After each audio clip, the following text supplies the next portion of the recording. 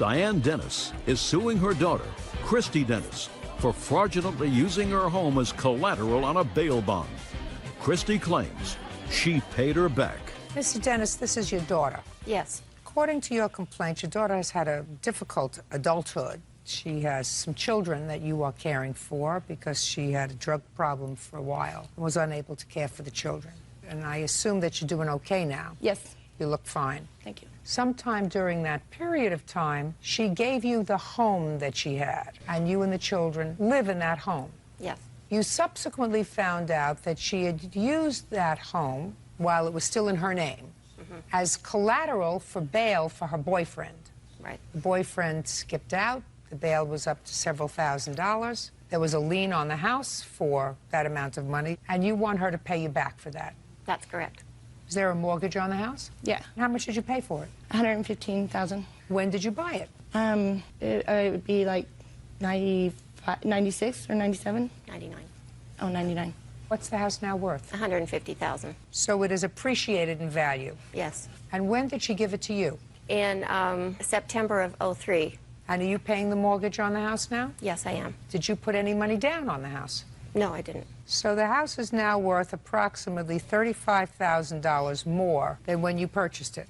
And you put in zero money. Well, I put some upgrades in the home, but I didn't. That has put any. nothing to do with, you put in zero money. That's right. To purchase it. Right. And between 1999 and 2003, you paid the mortgage? Yeah.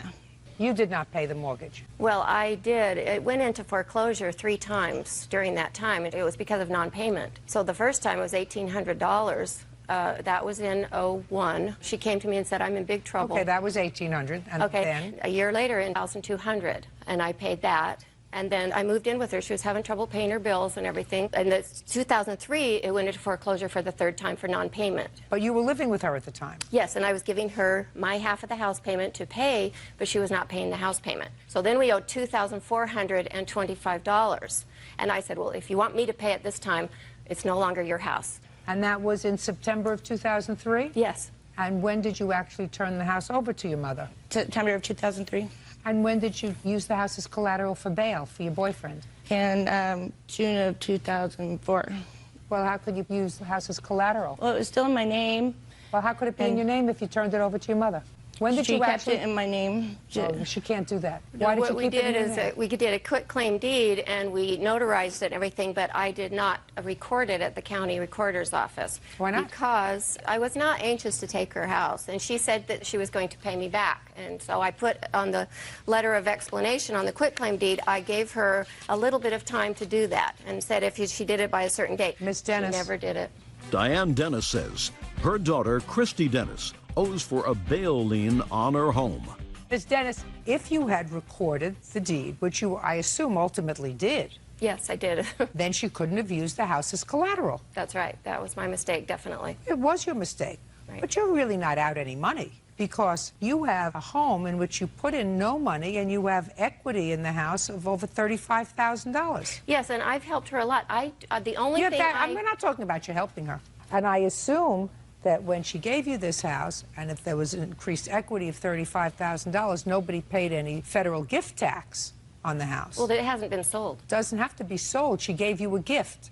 And if the gift is in excess of $10,000, you have to pay a gift tax on that, Ms. Well, Dennis. she was going into foreclosure. It was either going to go to the bank or to me. You're making excuses. You know exactly what I'm saying to you. What I'm saying to you is you now have a home in which at most you put in $4,000 if you paid the back mortgage payment. No, that was over $6,000, 3 times. I have 18 and 22. And then 24, 25, the last time. That was the foreclosure. You were living, just a second, you were living there. And giving her the payment. You were living there. I don't believe that you were giving her the payment, Miss Dennis. Was I giving? Okay. Miss Dennis, I don't believe you were giving her the payment. With her history of not paying the mortgage, it doesn't sound right to me that if you're living there because your daughter's on drugs, that you would turn over your half of the mortgage payment to her so that she would pay the mortgage. Miss Dennis, it doesn't make sense. And if it doesn't make sense, it's not true. Okay. So, well, I thought she wasn't paying the payment because she didn't have the money. She went through a hard time. She lost her partner. Miss Dennis, I don't believe working. you that you were giving her the money.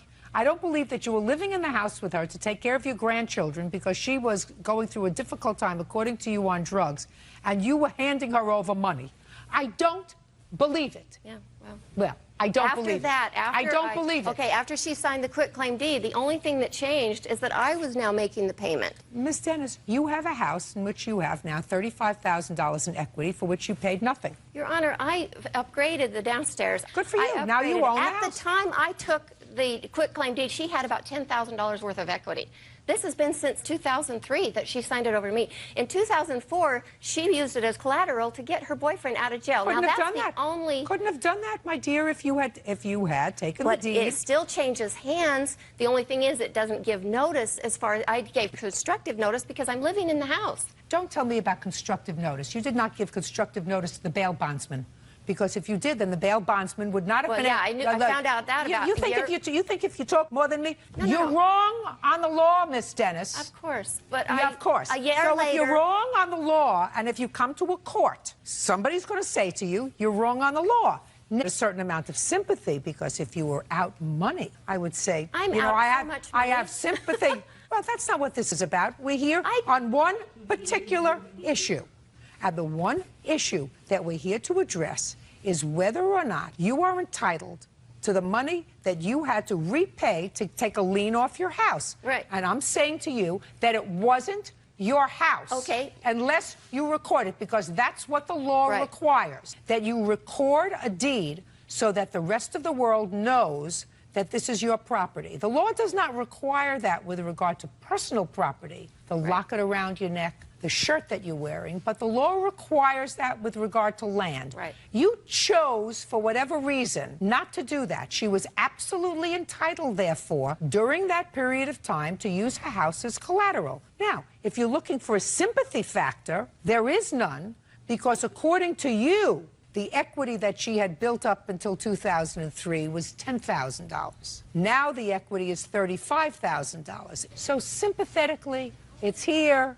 Morally, it's here. Okay, I paid over $6,000 just to get it out of foreclosure when she was non-paying. Okay, I put in improvements that was way over the Goodbye, Miss 10,000. Dennis. You're not getting anywhere. The case is dismissed. Okay. David McLaughlin and Rachel Browningsea, former landlords Michael Moreland and Janae Cooper, owe for the return of a deposit and for false charges made to police. The defendants are countersuing for rent. Okay. According to the complaint, you rented a house from the defendants. You gave them a deposit in order to move in. You moved in. You said the house was in deplorable condition. You want your deposit back. You want hotel stay and punitive damages for filing false charges against you with Child Protective Services. The defendants say that you owe them for rent and something that you stole when you left, right? Yes. That's what the case is about. Okay. You have children together? No. You have children who lived in the house? Yes. How many? Two, my daughter Michaela, who's 5 now, and her son Austin, who's 6. And how long have the two of you been together? We've been together a year. Okay. Where were you living before you rented the house from the defendants? Back in January, I bought a house with my ex-wife, and she filed for divorce about 2 or 3 days after we actually signed for the house. So I had to move out by March 1st so I could get into a house with Rachel, because I knew Rachel from high school. So I mean, are you a couple, or are you just sharing a house? we're a couple. Go ahead. We actually got married January 4th of this year. Okay, so you had to get out fast of your living situation. Did you answer an ad for the defendant's house? No, we actually were driving around trying to find something. We know I don't have great credit. Listen, you drove around. Was there a for rent sign? Yeah, there was a front range sign. And you in the called? front. I called the number. And In I talked what to Janae. month? Middle of March. We called about the first 2 weeks of March. And she told me that they had a house for rent, that they had to fix it up a little bit, and that we could look at it the next day. We met them the next day. I looked at it. And? It was pretty bad. They had like 3 or 4, maybe 2 or 3 couches in the living room with a bunch of tables, and it was just everywhere. There was stuff everywhere, every room. And he said he'd have it done by the 1st of April. And then he told us the deposit was $1,850, which was the first month's rent, which is $950 plus $900. And he'll have everything done by the 1st. And I told him that I have a 401k check coming in, my thing from work, and it would be, and it was $1,300. And then I was going to borrow the money from my grandparents and my Listen, mom. that's a little too much information for me. You saw the house. It was in deplorable condition. You said you wanted the house as of when? As of April 1st. Did you sign a lease? We did sign a lease. And, I'd like to see it. This is the original copy of it. Lease that provided that you were going to move in on April the 3rd for 6 months. Okay. Did you move in on April the 3rd? No, he kept saying he had no electricity, he had no water in the house. So we turned on the electricity at the end of March so he could get the paint done in my name. And he had no water in the house. And he owed $300 or $400 for the water, so he had to pay that off so he could get the water running. And then he'd never had anybody come up there to fix it. Listen to me. When did you move in? May 3rd. You moved in a month late. A month late. My parents came up from New York, and I don't care if your parents came up from New York, sir. I have some specific questions. May 3rd you moved in, right? yes, And you gave them the money when? April 10th, because I gave him $900 before April 3rd, and then we gave him the rest of the money when my parents came up. And I got pictures of the house, the way it looked before he actually fixed it. I don't care what it looked like before he fixed it. That's Okay. irrelevant to me. And when did you move out of the house? The first week of September, because he had a deposit, and I was going through divorce, and I had a lot of bills I had to pay. I don't About- care. So you had to give him first and last. I got him deposit and first month's rent. So the deposit was for any damage that might be done and first month's rent. Yes, So you owed him rent in June. yes, Did you pay him? no. Why not? He never came to fix our house. My daughter's room had no carpet. Just a second. Was there carpet before you moved in? No, not my daughter's room. Is there anything in the lease that provides that he has to provide for carpet? It has to be livable. That's No, what no, it no, said no, in the no. lease. Not everybody likes carpet, sir. Is there anything in this lease that provides that he has to provide carpet? I'm pretty sure it does say something, and Show I don't. me. I don't want to have to read the whole thing. Take a look. Show me where it says that your daughter's room has to be carpeted. It says something about the conditions of the premises, including all grounds and buildings and improvements, unless they. Listen to me. The word carpet. I don't see carpet in here. So the lease does not provide for carpet. No. Okay, so you didn't pay him for June. Your daughter's room had no carpet. And her son's room had really old carpet. He said he was going to change in there. It was like shag carpet, and the whole house was completely destroyed. Listen to me. You moved into it. Yes. If it wasn't ready, don't move in. So you moved in and you didn't pay June's rent. Yes. Did you pay July's rent? No. We had no. Okay. Don't go there, sir. Sorry. I don't want to hear, you fetching and complaining. You moved your family in, and as soon as you moved in, you stopped paying rent. That's what happened. I mean, that's the objective data. Yeah. You moved in and you stopped paying rent. No June, no July, no August. Yes. And what were you doing with the rent money? I was putting it toward my bills that I had from my divorce. I had a car that was 2 months behind, and like that. And we had a problem with her insurance and stuff at work. But the house was not livable. My dad. Listen to me. If the house isn't livable, you move out. We had If nowhere to it's move. not livable, you don't move in. And if it's not livable, you move out. You don't scam the landlord by moving in and saying, now I'm here. Now you can't get me out. But I had I'm- nowhere to live. That's not his problem. Is he related to you by blood? No. Who cares if you have nowhere to live? Go live with a relative. Go live with your mother. Go live with your father. Go live with your sister. Go live with your brother. But don't move into a stranger's house and say, no, I'm not going to pay rent because I got bills for my divorce. I mean, we gave him $1,800 for the month. He You never gave came him and fixed it. Just a second. Okay. I gave you credit for May's rent because he wouldn't have let you move in unless you gave him the 2 months. Yeah. Right? So you gave him the 2 months and then you Yes. stopped paying him. Outrageous. I mean, you're a squatter. And it's an old scam. You got yourself in, you move yourself in, you say, listen, it's going to take the courts 3, 4, 5, 6 months to get me out. By that time, they're just going to be so happy to get rid of me that they'll just say, go, forget it. And then you move on to some other unsuspected. Outrageous. You get me? I get you. Good. If you don't like an apartment, if you don't like a house, you don't move in. Does that sound right to you? You're the police officer, is that right? Sounds right, Judge. Right? Nobody's twisting your arm. You don't like the shag carpet? Don't move in. Doesn't mean that much to you. You move in. You want carpet in your daughter's room? Go to Home Depot. Now, the second part of your complaint is that they called Child Protective Services on you. Yes. Yes, go ahead, sir. Your Honor, we never called Child Protective Services. Just a second. They called the police. Can I ask quite the question, please? Did they call Child Protective Services? The police did. Once the police came out. So they called the police. Yes. Mr. Moreland. Yes, Your Honor. Did you call the police? Yes, Your Honor. Tell me why. What month did you call the police? August or June, somewhere around there. Well, August and June are 2 different months. Officer, I'm not sure, Your Officer, Honor. could you stand up, please? Yes, Judge. Could you move over there? I know you're not a plaintiff's witness. Certainly. but you responded to the location where Mr. McLaughlin and Miss Browning were living? Yes, I did. You remember when that was, sir? It was on June 25th. And you responded because you got a call about what, sir? We had a complaint on some photographs containing images of the adults with their children in pornographic poses. And when you responded to the location, did you find anything? No, ma'am, we did not. Not anything that related to the complaint. Okay. Can you describe what you saw when you got to the premises? When I arrived at the premises, I went inside the residence. The residence was in a messy state. There were boxes every place. It appeared as if somebody was moving out. Some trash, not anything that would be deplorable to live in, but it just appeared to be unorganized and a lot of boxes and packing going on. But you found nothing untoward? No. Were you responsible for calling Child Protective Services? No, ma'am. Do you know who did? More than likely, any reports that we take involving children in a case such as this gets forwarded to CPS automatically. Okay. Anything else you want to tell me, sir? No, ma'am. Thank you. You can have a seat. Okay.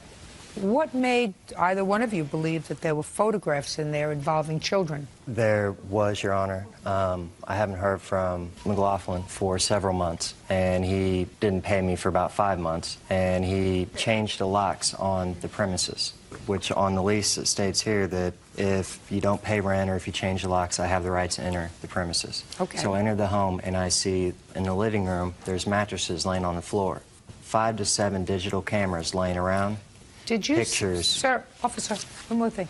When you went into the premises, did you see any mattresses on the floor? Ma'am, I don't recall if there are any mattresses on the floor. I do remember the complaint of the video cameras. Mr. Moreland believed that there was some type of filming possibly going on involving the children in their rooms. When I responded, I checked on that complaint. I looked at the camera. Nothing that What kind of appeared to be- cameras, sir? Still cameras, movie cameras? There are several different kinds. Still cameras, some video recorders, camcorders, but nothing. How many would you say? Approximately 5 to 7, but they were in broken states. They didn't work. They were not set up on stands. I didn't see any evidence of any type of Okay. recording. Thank you. Thank you. Did you take pictures of what you saw? Yes, Your Honor, right I'd like- next to the child's bed. There was an open box of two open boxes, and he also had plenty of time before the police entered the property to dispose of what I seen. Don't tell me, that's supposition. It's not carpet. If I like to add some. These were taken the day that you called the police? Is that what Yes. you're telling me? Yes. Okay. Officer, would you step up, please? Yes, ma'am. Would this be a fair and accurate representation of the condition of the house when you saw it? Yes, that does appear to be taken in June. Thank you.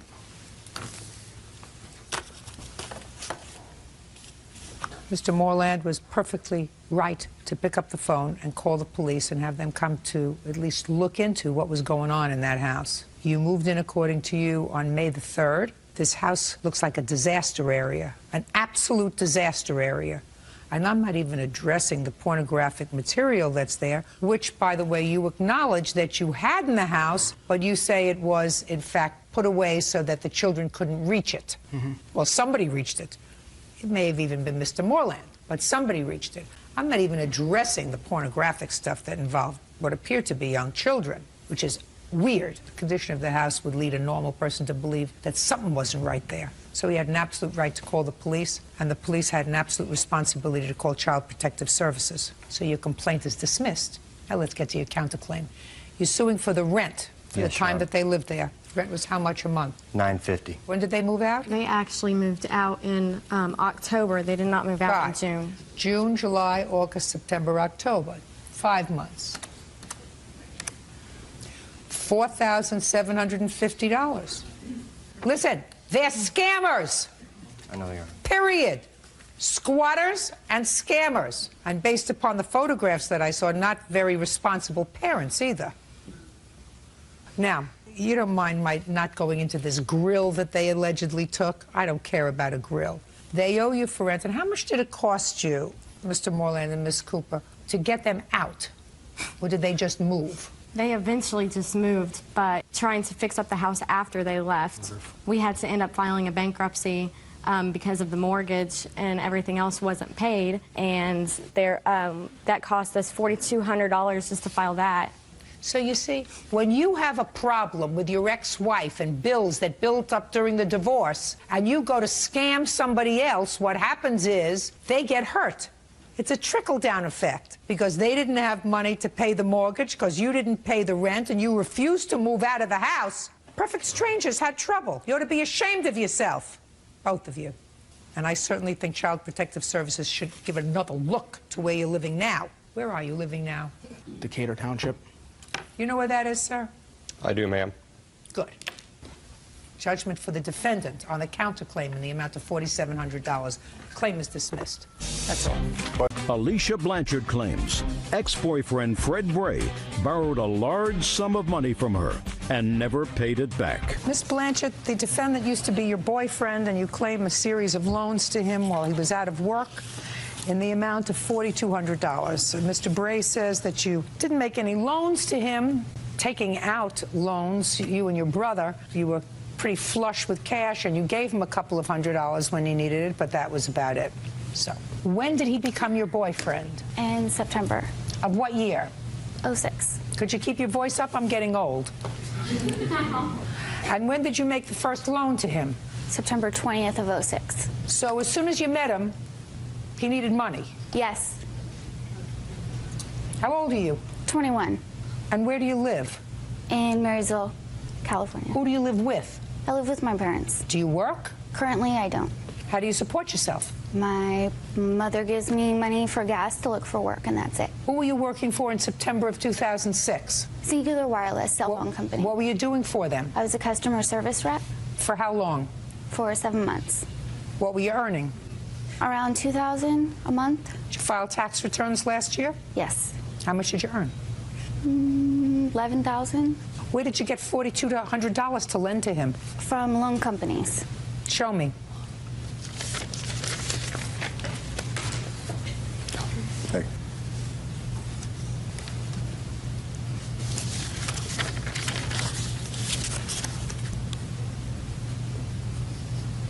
What are these check cashing things? Those are payday advance companies. You go in and you write a check, and on your next payday, you pay them back. Were you living at home when you were doing all of this stupidity? Yes. Well, tell me all about it. I'm really curious. All in September, September 29th, October 2nd. So days after meeting him, you started giving him money, according to you. Correct. Yeah, and? He actually worked as a loan agent when I had first met him. About a month after I'd met him, he had told me that he resigned from his job. He had told me he liked money coming in from different directions, that he wanted to borrow $200 in the beginning for a business license so he could help promote a rap group. He would help pay me back once he would receive that money. For help promoting those groups. And what if he didn't receive the money for helping to promote the groups? He told me that was a for sure thing. But nothing's for sure. Maybe he didn't get any money. He told me it was a for sure. How many different times do you claim that you gave him money? 10 different occasions. 10? Yes. And you're telling me that you never used any of this money yourself? I did. You did. That's what I thought. How much of the money that you took out in loans did you use yourself? About $1,900. Let's say $2,000. How much did you take out altogether? Altogether around $5,000. Altogether $5,000. You used $2,000 for yourself, which leaves $3,000 that you say you gave to him. I used that money to pay back loans. I pulled out other multiple loans? The loans that I had pulled out, I used that money to pay them. I would pull out a loan and then I would pay it back by pulling out another loan. What I asked you, Miss Blanchard, was how much money of this money that you took out did you use for yourself? About $900. Well, first you told me it was $1,900. That was the total of the money that I had used, but part of it was to pay back the loans, about $1,000. Around $1,000 was for myself. And what did you do with the $1,000 that you took out yourself? I was using it for gas and to live off of. How do I know what you kept for yourself, to use for yourself? Who are you, the brother? Yes, I am. How much you gave to your brother of the loans you took out? Because you gave some money to him. We know that, right? No, that didn't happen. Yeah, sure you did. You took out some, you gave some to yourself, you gave some to him, and I think you gave him some. And you figured it would never catch up with you. No, that's not what happened. My brother got $100, if that. Well, so now you gave him 100. He says you gave him nothing. Is he lying? No. He's not lying. Well, he just said you gave him nothing. I didn't. I'm speaking. Is your sister lying? No, she is not. So she gave you money? Not handed, but more like buying clothes, you know, products. With the money she borrowed? Yeah, she has to pull out loans. You acted like a big baby with the loans. That's what you did. I thought I was going to help him. You also helped yourself and you helped him. And now you want him to pay for the whole thing. I don't want him to pay for anything, just what's rightfully owed to me. Well, there's no way of telling that, madam. How am I going to tell that? You kept no records. There's no question in my mind, based upon what you finally told me, that you used some of the money yourself. The defendant made sure every time that I met him that I was by myself and that I had gave him cash. He did that purposely so that there was no records kept. He knew what he was doing. He was a loan officer. Listen to me, madam. All you have to do is give him a check. He told me he didn't want a check. I don't care what he said he wanted. All you had to do was give him a check. All you had to do was give him a money order. But what happened was you took out all of these loans, some money you spent on yourself, clothes, gas, eating out. Some money you spent on your brother, clothes, according to him, no records. So how do you expect me to figure out what it is that you gave to him when you don't know? Now, see, I'm finished with her. Now I'm going to start with you. All right. Let's start out with this. How old are you, sir? 28. Have you been married? Yes. How many times? Once. Have children? Yes. How many? One. That child live with you? No. You pay regular support? Yes. To whom? To the mother. Directly or through the court? Through the courts. Which court? Sacramento. Do they take the money out of your check or do you send it directly? I send it directly. Have you been in arrears? Yeah. You think I'm asking these questions because I'm just making them up as I go? I'm smarter than you will be every day that you open your eyes for the rest of your life, sir. Do you understand that? Do you understand where I'm going? Yeah. Every day for the rest of your life, you're going to open up your eyes and you're going to say, I met a woman who was smarter than I am every day I open my eyes. You got it? Yes. Now, you took advantage of Miss Blanchard financially. You're 28, married, divorced, child who you don't support, no job. I do have a job. She had a job. She had the ability to take out money. She gave you money. She also paid some of your bills.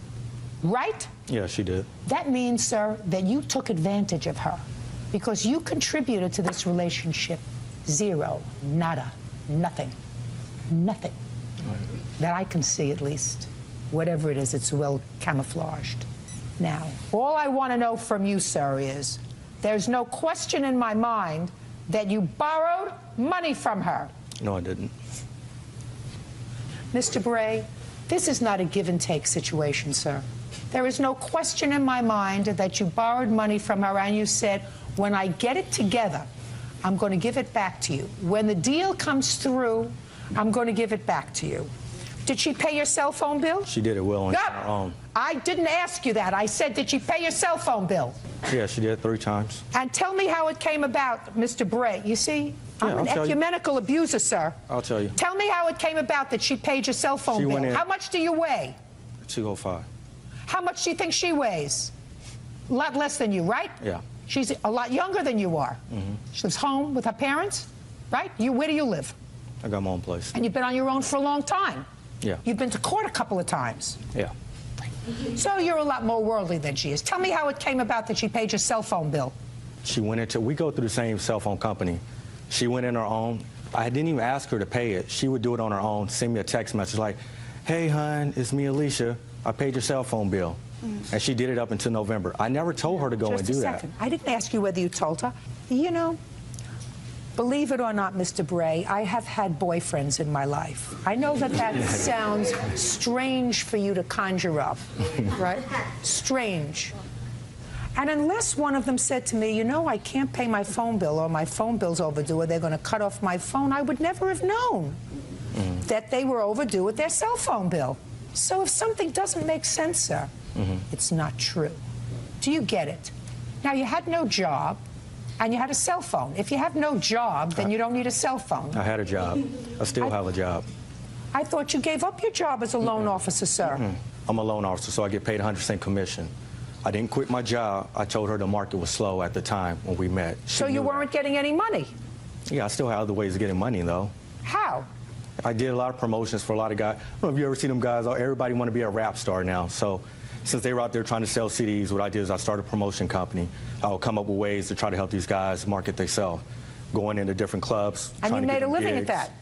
No, it was something brand new that I just started at the time. Money for the cell phone. Where did you get it from? She paid it on her own. She really did, on her own. Listen to me. The attraction, I hardly understand. Quite frankly. You have somebody of marginal intelligence who has no money, who has the responsibility of a child that he doesn't support, encumbered by a lot of things, including the fact that he's no stranger to the court system.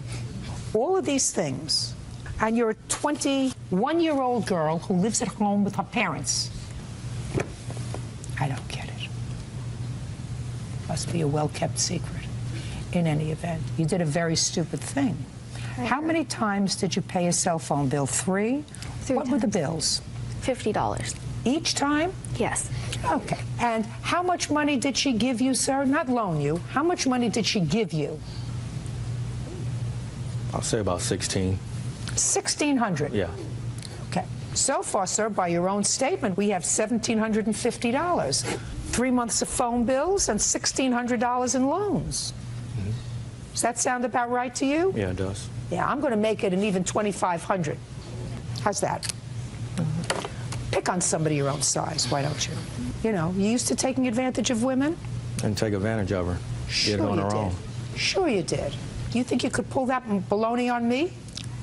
Look at this face. You think you could pull that baloney on me?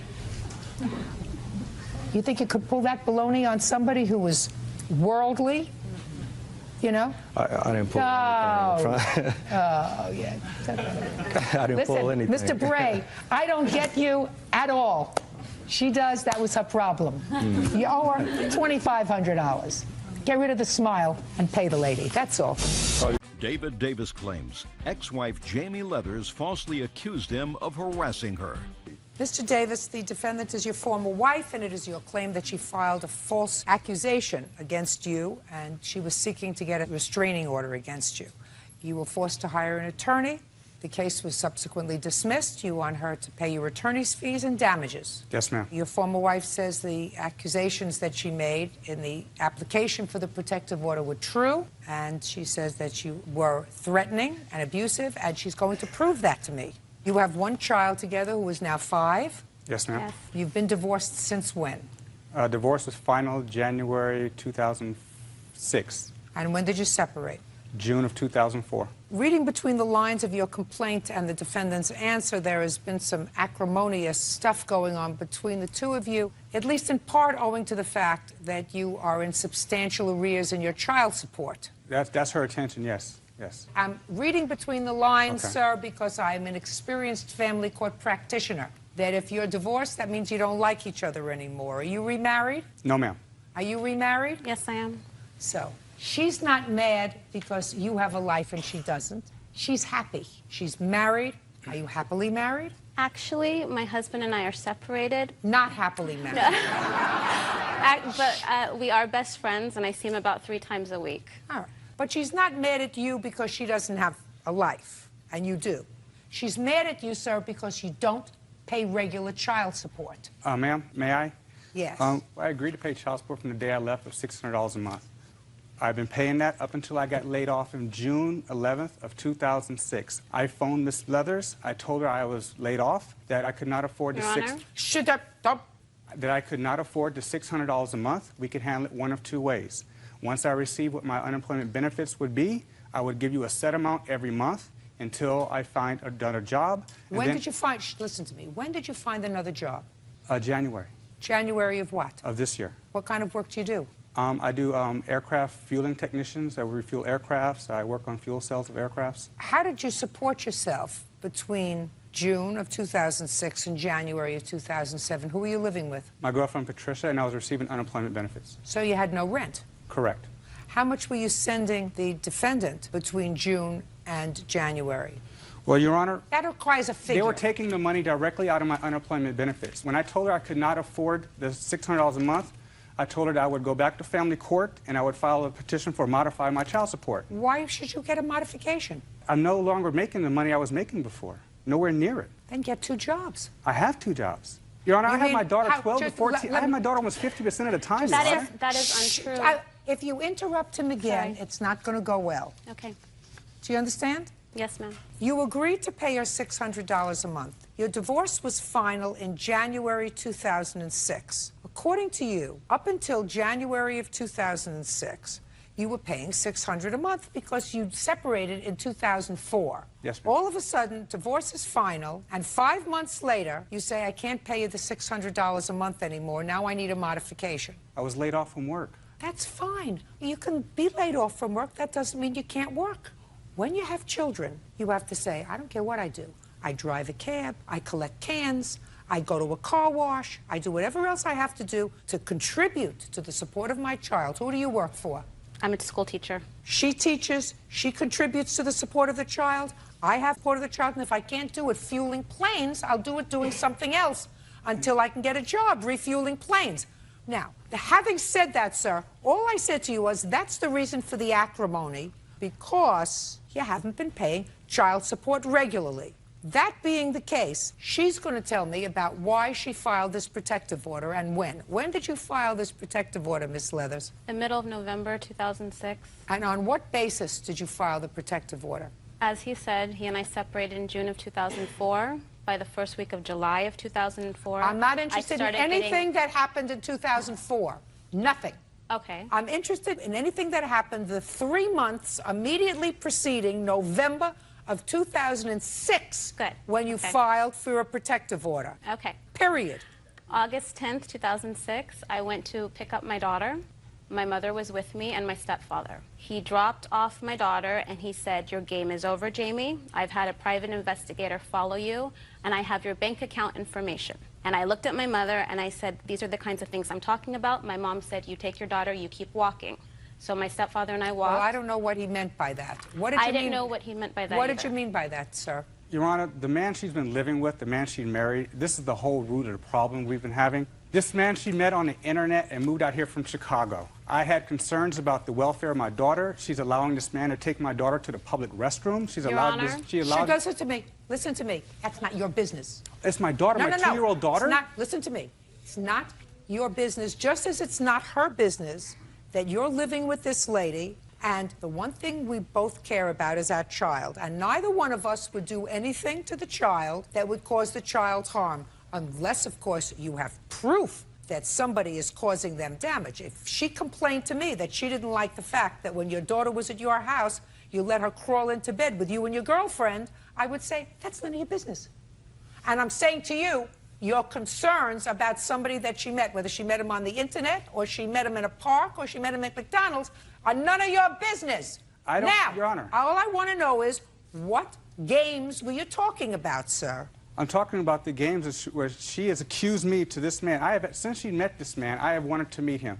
The 3 of them were at a restaurant. My 2-year-old daughter says she has to go to the bathroom. This man gets up and takes my daughter to the public restroom. I asked Ms. Leathers, why is he taking my daughter to the restroom? I'm saying, you're the mother. That is our daughter. That's none of your business. I believe it is, Your Honor. And I'm telling you, this woman allows some man she met on the internet to move out here to Chicago and take my daughter to the restroom? her husband. No, at the time it was not her husband. The only reason they got married, they married 4 days after this restraining order was dismissed because I raised these same issues in the courtroom that day, and they got married 4 days later. And what happened, Mr. Davis, when you raised the same issues? What did the judge say to you? Did the judge say, oh, my God? Oh, my God, we best call Child Protective Services immediately? Is that what the judge said to you? No, man, the judge did not respond. Excuse me? The judge did not respond to those issues. That's right. The judge did not respond. Listen, You don't have control anymore, sir. If you believe that someone is doing something that is not in your child's best interest and is harmful, abusive, or neglectful, your responsibility is to go to court or call Child Protective Services if you want to play that game. I would discourage you from doing that, but you don't start up with her. Just as she would have no sympathy from me if she said, I don't believe that my daughter has any right to stay at their house. She does stay at your house, doesn't she? Yes, she does. And occasionally crawls into bed with you? Yes, she does. Sometimes she does. And you sleep with her? Yes, ma'am, I do. And she's your girlfriend? Inappropriate? I don't believe so. Oh, why? Well, who set you up to be the moral monitor? Well, You're a moral... Just a second. You're a moral monitor? You have now a 5-year-old child who knows that you're not married to this lady, that you share a bed with her. I don't know what you wear when you go to sleep, and I don't know what she wears when she goes to sleep, but she crawls into bed with you. And if she said to me, I'm not letting my daughter go there anymore, if he's going to let my daughter crawl into bed with her, I would say to her, it's not your business. She loves her father. This is her father's significant other. I don't like significant others. I think you should be either married or not. But it's the 21st century. I'm coming into the 21st century. It's not your business. And I say the same thing to you. It's not your business. I respectfully disagree. Well, I don't give a rat's behind, sir. That's why I sit here. That's why I sit here, and I have been in this business for 40 years. Yes, ma'am, I understand that. 40 years, and I'm telling you, you gotta let go of it. Now, I want you to tell me what you meant when you said the game is over. I meant that for the last 2 years, she has been putting my daughter in situations where my daughter has no business being involved with. Your Honor, I'm a school teacher. I'm a Listen to me. kindergarten teacher. Listen to me. The fact that she moved in with a man and didn't know, that says a lot. Listen to me. I'm getting the gist of it. Okay. I want to know what he said to you that inspired you to file for a protective order. The private investigator I found alarming. Okay. Because I'm thinking somebody's following me Fine. around. And Private investigator, he's allowed to hire a private Right. investigator if he wants to. And then I get phone messages as well as phone calls, calling me names. You say that in your answer that you saved those. Yes. I'd like to hear them. Give it to Bert, please.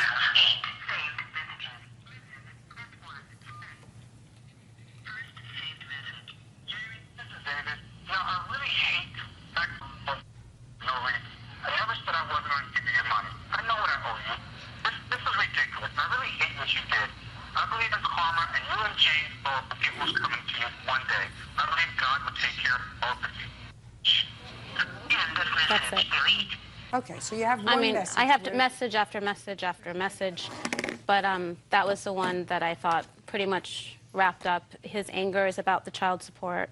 Well, so he called you a foul name. Right. Called And you a foul name. I would like to say Put that... your hand down, madam. I'm sorry. It's just there's been many Put- messages. Listen to me. Put your Okay. hand down. Okay. If that's the worst of it, it's not terrible. Right. Not nice, but not terrible. Go ahead. Keep going. It's this vibe, I would say, as a woman, that we get our intuition. He makes me feel unsafe and uncomfortable. Can I see the application that you filled out for the protective order? Sure, and I can also give you, I have been keeping a log of the harassment. When did you hire a private investigator, Mr. Davis? Actually, Your Honor, I didn't hire a private investigator. The information that I was talking about was information I received from her mother and her father. They Did didn't you want... just a second. Did you tell her that you had hired a private Yes, investigator? ma'am, I did. So you lied to her? Yes, I did, in order to keep her mother and her father out of distance, because they're the ones who told me this information. What information, sir? That basically the man that she was living with was someone she didn't know from Chicago, and moved him out here to live with her and You're my daughter. talking about something that happened how many years ago, sir? No, yes. How many years ago? It happened 2 years ago, Your Honor, but everything that happened after them getting together, him taking my daughter to the restroom, him taking my daughter to the locker room of the Y and giving her a shower. That never happened. Yes, it did. My daughter's swim class, yes, it did. This is when I finally said, you know what? You can't take a girl, a man cannot take a girl into the shower. Miss Leathers, listen to me. Listen to me. Somebody who sleeps with his daughter in a bed with his girlfriend has no basis to complain about anything First of all, I get off at 3 o'clock in the morning. By the time I get home, she's already getting up for work. Mr. Davis, you're just got the backtracking, job. sir. How was that? There is no question in my mind when you told me that you have your daughter 50% of the time. And that's not almost true. 46%. 46. That's not true. It's Miss Leathers, 25%, Your Miss Honor. The court order is right here. Miss The Leathers, court order is right here. If you interrupt him again, I'm sorry. I'm throwing you out. Okay. Do you understand? I understand. I'm throwing you out. There's no question in my mind, Mr. Davis, that if your daughter spent either 25 or 46% of the time in your home, that she was crawling into bed with the two of you. Now, you don't consider that wrong. That's your prerogative. You keep your nose out of her business. That's what I'm telling you. Listen, very, very lucky that you got rid of him. I know. You're very lucky Wow. you're very lucky that you got rid of him because he's this kind of thick. You got him, he's yours. And he's a very nice yours. man, Your He's Honor. a He's a very nice man. He's a This very woman nice man. He has is a told me to controlling. myself. You're interrupting. He's controlling, and he doesn't see the inequality of his positions. He has to let go. He has to say, what's sauce for the goose is sauce for the gander, and I have to rely on the fact that my wife, ex-wife, who is a school teacher, who teaches children, who is an educated woman, wouldn't do anything to place my daughter at risk. But she And has. he's not. So have you. How? I just told you how. This is a woman I've known for years. This is a man she met on the internet who did not know. Oh, you're an idiot. Did not know. We've been You're an together idiot. 2.5 You know years. something? She You did know not something? know this man. You know something? I got it. The truth is, his conduct is such that I understand why you felt threatened. Right. I feel that today he is unyielding and controlling, and I understand why you sort of is dismissed, sir. That's all. Please excuse me. Step Your Honor, out. this woman lied in her declaration. I have proof of that. She actually lied. Wow. Elizabeth Rivera says her ex-boyfriend's girlfriend, Athena Hernandez, bit off the tip of her pinky finger during a fight. Athena is countersuing, claiming Elizabeth vandalized her truck. Miss Rivera, the defendant is your ex-husband's current girlfriend. Correct. And according to your complaint, outside of school, an incident occurred where she attacked and assaulted you. You want to be compensated for that injury. It resulted in severe damage to a finger. Ms. Hernandez says you initiated this altercation by damaging her car. Fight ensued. You may have gotten the worst of the fight, but you started it. And she is counterclaiming for the damage that she alleges you did to her car that day, and also for the fact that she lost her job because of this incident and lost wages. That's your counterclaim. Yes. How long were you married to the ex-husband? 13 years. Do you have children? Yes. How many? 2. How old? 12 and 8. What's his first name? Jose. When were you divorced? I wasn't legally married. Common law. Common law in what state? New York. There's no common law in New York unless it was before 1933. And from looking at you, you didn't live with him in 1933, so that you were never married to Jose. No. But you were together for 13 years. Correct. Come you never married him? I wasn't ready to get married. You were ready to have 2 children with him, but not get married. Exactly. I always understood that. It was always clear as a bell to me. When did you separate? We were together 13 years, and we separated a couple of years ago, like maybe 4 years ago. And when did you meet Jose? You have children with him? Yes. How many? 1. How old? 6. So you were with him when he was living with her? No. According to me, he wasn't living with her. Your child there's a 2-year age difference between Yes. your child and hers. Yes. How long have you been living together? Going on 4 years? Well, for the 4 years before that, where was he living? In his own apartment. Sounds like some bargain. What does Jose do for a living? He's a broker, an insurance broker. How long has he done that? About maybe 6 years. Does he make a living? Yes, he does. How much money does he earn? About maybe 35, 36,000. Does Jose pay child support? No, he doesn't. How do you support your children? He provides for them. How do you support your children? He supports them. How much does he send you? He doesn't send me anything. If they was to need anything, he'll go buy for them. That's not supporting your children, Miss Rivera. Do you work? No, I don't. Well, who supports you? Is not an answer. The city. The state. The state. And how long have you been a recipient of state assistance? About 19 years. 19 years. Well, that's the reason you didn't marry Jose. Yeah. That's the answer. I knew, you know, you follow the money, you always get to the answer. That's a reason for not getting married. So Jose works as an insurance broker. The state pays for your 2 children, and Jose has another family. Who do you work for? For myself. What kind of work do you do? Insurance broker. For the same company? Mm-hmm. How long have you worked for them? It's mine. It's an actual brokerage. I own my own brokerage. Does he work for you? Yes. How long has he worked for you? 6 years. Is he a paid employee or on commission? No, he's a paid employee. And what's the name of your company? Popular Multi-Service. Where are they located? In the Bronx. Perfect. State of New York is going to send me a big gold star for this one. Now, tell me when this incident took place. It took place on February 5th, 7:30 in the morning. Tell me what happened, Miss Rivera. Okay, I was taking my kids to school at 7:30 in the morning because they have to be inside by 8 o'clock. So as I'm approaching the school, I see Athena Hernandez coming out of her, the school. And then as I'm getting closer, she's running back in the school. So as I'm approaching inside the school, she's coming out.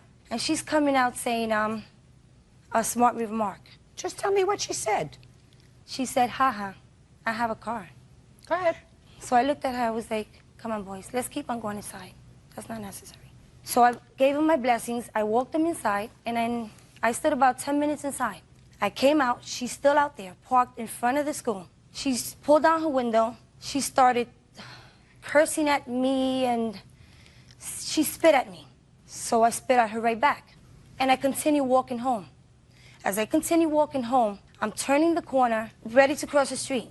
As I'm crossing the street, she turns the car in a one-way, she eats the stop sign, and she hits me with the car. I got surprised, I fell down. So as I'm getting up, she rushes out the car and she starts attacking me. So I'm trying to defend myself. So I'm trying to unzip my coat to put my hands up. So I finally took off my coat and she kept on attacking me, and then she snatched my coat, ran back in the car. So at that moment I was like, help, help, somebody, can I have a cell phone to call 911? I need to call 911. I'm being attacked. Somebody finally let me call. So I'm like, help, help, help, please come. I'm being assaulted over here. So I see her rushing back out. She's like, calling your son? Who are you calling, huh? When I see her coming out, I pick up the stick to start her to see if the cops come. And I'm taking off my boots. And I'm like, leave it alone, leave it alone, leave me alone. You're taking off your boots? Yeah, because I had some boots up to my knees, and they were high, and they were tight, and I kept on falling. So to have my balance and protect myself, and I'm like, leave me alone already, leave me alone. The cops are coming, leave me alone. She was like, no. She smacks the stick out of my hand, and she attacks me. And I feel somebody else behind me push me against the gate, and she just kept on hitting me, boom, boom, boom, boom, boom. And I kept on defending myself, and she bit my finger. And she said, ha, ha, look at your finger on the floor, and that's when the cops came. And I was just, it hurted so much, it was unbelievable. So it was the tip of your pinky finger that she bit off? Yes. All right, Ms. Hernandez, tell me your version of the events. Okay, my child and her 2 children attend the same school. It's not the first time that we see each other, but every time we see each other, she has something to say, whether it's indirect, under her breath, whatever. Usually I just let it go, you know, give her a, you know, smirk, whatever. This morning... Let me stop you just for a second, just for my own information. Are you nice to Jose? Yeah. Are you nice to Jose? Yes. Because you said nice things about him before. You said if the kids need anything, he gets it for them. And I assume that you're still living with him, that you think he's a nice guy. Correct. And I assume you don't like her. I don't have anything against her. I assume you're not crazy about her because I believe that there is this underlying current of animus, anger, that the 2 of you have, and you're not crazy about her. Is that right? That's correct. And that I don't understand. You see, you look like 2 relatively normal women. Jose's the bad guy, not you. He was 2-timing you. He was 2-timing you. There's no question in my mind. So you all make up with Jose and fight with each other. 2 women fighting with each other when the bad guy is off doing what he's doing, maybe with somebody. Never can tell. That's his history. That just is so foolish to me. And you're not the first 2 women that I've seen do this kind of ridiculous fighting over some worthless piece of trash guy who doesn't support his children, lets the state do it, lived a lie for at least 4 years, Why do you look puzzled, madam? Because according to what I know, the state supports her. State supports the children unless he provides support through the court. The state supports her children. That's why she didn't marry him, or that's why he didn't marry her. They had a little extra cash. He's not going to have that extra cash anymore because they're going to attach his salary, which you just swore under oath that you paid him the last 6 years. They're going to go back and take it out for 6 years' worth of money. Let's move on with February 5th at 7:30 in the morning. I'm getting out of my vehicle, dropping off my daughter. I run into school. It was freezing that day. As I'm leaving the school, she's entering the school with her 2 children. She tells her oldest son, I'm just effing showing off. I look at her, I said, you know what, why don't you just take your kids into school and shut up? I don't have effing time for this. I'm going towards my truck. Nice talk in front of the children. I go towards my truck. Both of you, as a matter of fact, because I absolutely believe that that happened. First of all, I go towards my truck. She puts her kids through, there's one door, second door, leaves them in there, runs back out, starts taking off her coat, telling me, I've been dying to kick your for the last 8 years. Get out of the truck. I'm in the truck, and I'm laughing at her while she's taking off her clothes. Mind you, it's 8 degrees outside. Now she starts kicking my passenger door, gets in front of my truck, bangs on the hood. I'm honking the horn for her to get out of the way. I can't drive fast because there's parents dropping off their children, and we're in front of a school and they have speed bumps. If not, I would have went around and kept going. Couldn't do that. I went up, moved up a little, she moved over, right? As I'm going towards, there was a stop sign. Just a minute. You have a big business? It's a small business, not that big. In case somebody has to reach you at your business when you're out with your child, how do they do that? My cell phone. Which works? Which I didn't have. I don't believe that. You don't walk out of the house in 8-degree weather in a car without your cell phone. Your Honor, I didn't even have a bra on. I don't care whether you had your bra. You may go out without a bra, but nobody goes out without their cell phone. So I don't believe that. Okay. Absolutely don't believe that you didn't have your cell phone. So if you have this nut banging on your car looking to fight with you, what is the last thing you do, Miss Hernandez? The last thing you do. You have a nutty person, takes off her coat in 8-degree weather, starts banging on your car, damaging your car. What is the last thing a woman does? Gets out of the car. So what I want to know is, how did her finger get bitten off if you stayed in the car? I didn't stay in the car. Why not? Because she spit at me through the window. First of all, why is the window open if it's 8 degrees outside? Because when it's 8 degrees outside, when I used to live in New York, the first thing I did was make sure those windows were up and the heat was on, not keep the windows down. So why, Miss Hernandez, were the windows down? I rolled down the passenger window. For what? To curse her out and tell her to go home. Got it? Got it. You have some crazy person who's attacked your car, who's hell-bent on attacking you. Why in the world would a businesswoman who has apparently a successful small business, so she's savvy, why would she get out of a car where she's safe to confront some lunatic? Years. Why would you do that? Because I was tired of her. I was tired of her. So you got out of the car to beat her up? No, to return the favor. Oh, no, no, no, no. No, no, no. Don't believe that for a minute. Not for a second. I believe you got out of the car to beat her up. That's what you did. You got out of the car to beat her up. And Miss Rivera, there isn't a question in my mind that you attacked her car. Not a question in my mind that the situation happened exactly the way you told me it happened, with a few minor changes, that she beat you up because she was furious. And there isn't a question in my mind that she banged on your car before you got out of the car and beat her up. Now, who is this, by the way? This is my son. He's been supporting me through my pain and suffering. You wouldn't have had any pain and suffering if you hadn't started to rail on her car. Your Honor, this has been going on for a long time. Miss Rivera, I'm not interested in a long time. She's been sending me letters through the mail and harassing me and everything. Were you arrested? Many years ago. Arrested for this case? Well, yes, correct. Were you arrested? Yes. For this case? Yes. And what happened when you went to court on this case, Miss Rivera? Because you were arrested, I assume, for either vandalism or harassment. What happened with that case? They just gave me a fine of $95. They were going to give me a misdemeanor, but they saw that... Don't tell me what they saw. You must have pled guilty if you had to pay a Yes, fine. I did. What did you plead guilty to? To vandalizing. Right. There you go. That's exactly what I surmised happened. You vandalized her car, and you pled guilty to that in a criminal proceeding. They didn't tell me it was for her vehicle. They just said it's for the... For vandalizing. What out did you think there. you were vandalizing? The snow?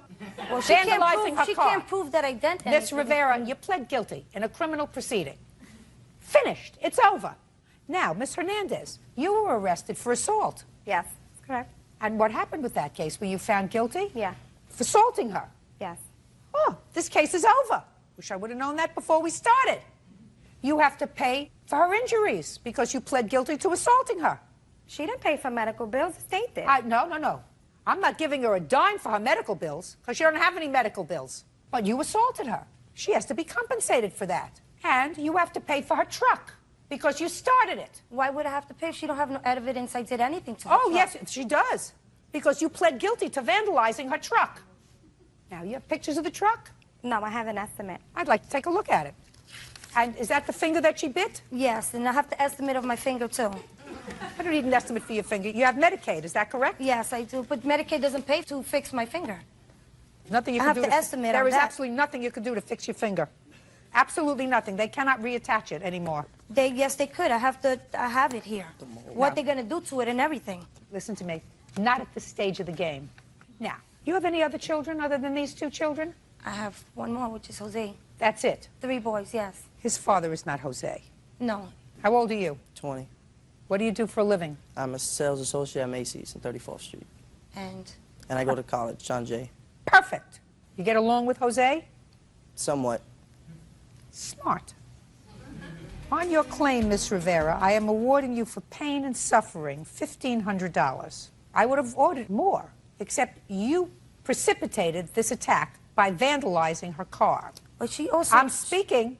I'm ruling now. I heard you.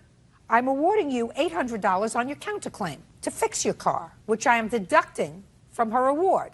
Do you understand? Yes, I do. Which means, Miss Rivera, $700, because I've deducted the $800 that she's getting for the truck. I'm speaking, and you get nothing, but you get your truck fixed. Do you understand? Yes, I do. And I'm going to suggest, if you are two decent human beings, and you both made the mistake of falling for Jose, you put this animosity to rest. It should be over. You don't want him anymore. You got him for now. Maybe you won't have him in 5 years, but you got him for now. You may not be happy when they start taking money out of his pay. A whole bunch of money, because that's what they're going to do. That's what the state of New York's going to do. You can't escape your responsibility. If you make children, you have to support them. And is there any reason why you don't work? What are you looking over here for? Is there any reason why you don't work? Yes, I don't work because my reading is not too great. You don't have to read for every job. If you can find me one, I'm willing to work. It's not my job to look for a job for you, madam. No one wants You've to been really on welfare 19 years. It's time to move on. There are lots of jobs that you can do where you don't have to be able to read War and Peace. That's all. Step out. Jennifer Knoll says former landlord Michael Clover owes for the return of her security deposit and rent money.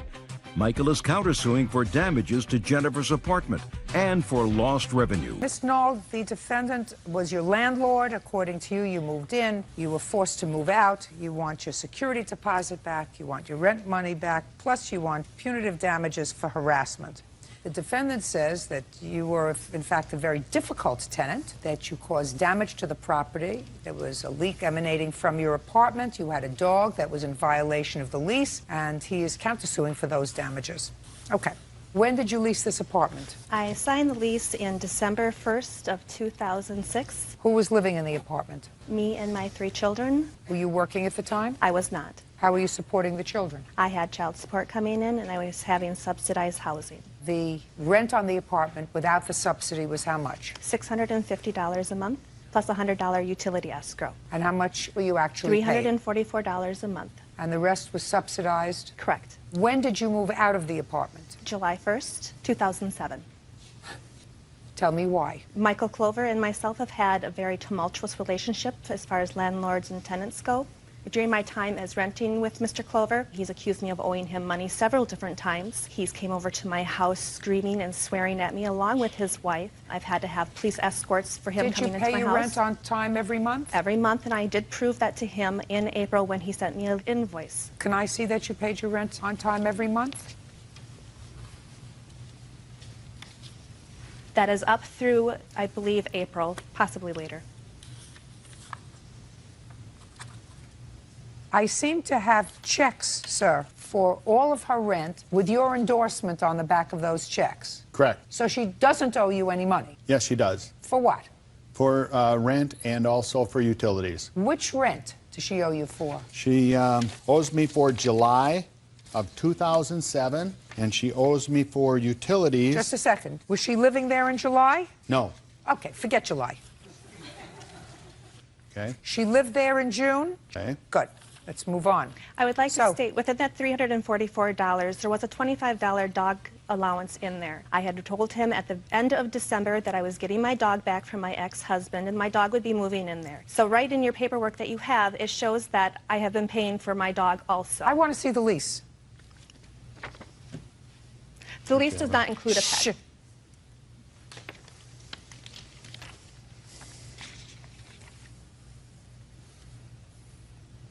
Rent on the apartment was $650. Correct. And you received how much from the state? $341. $309.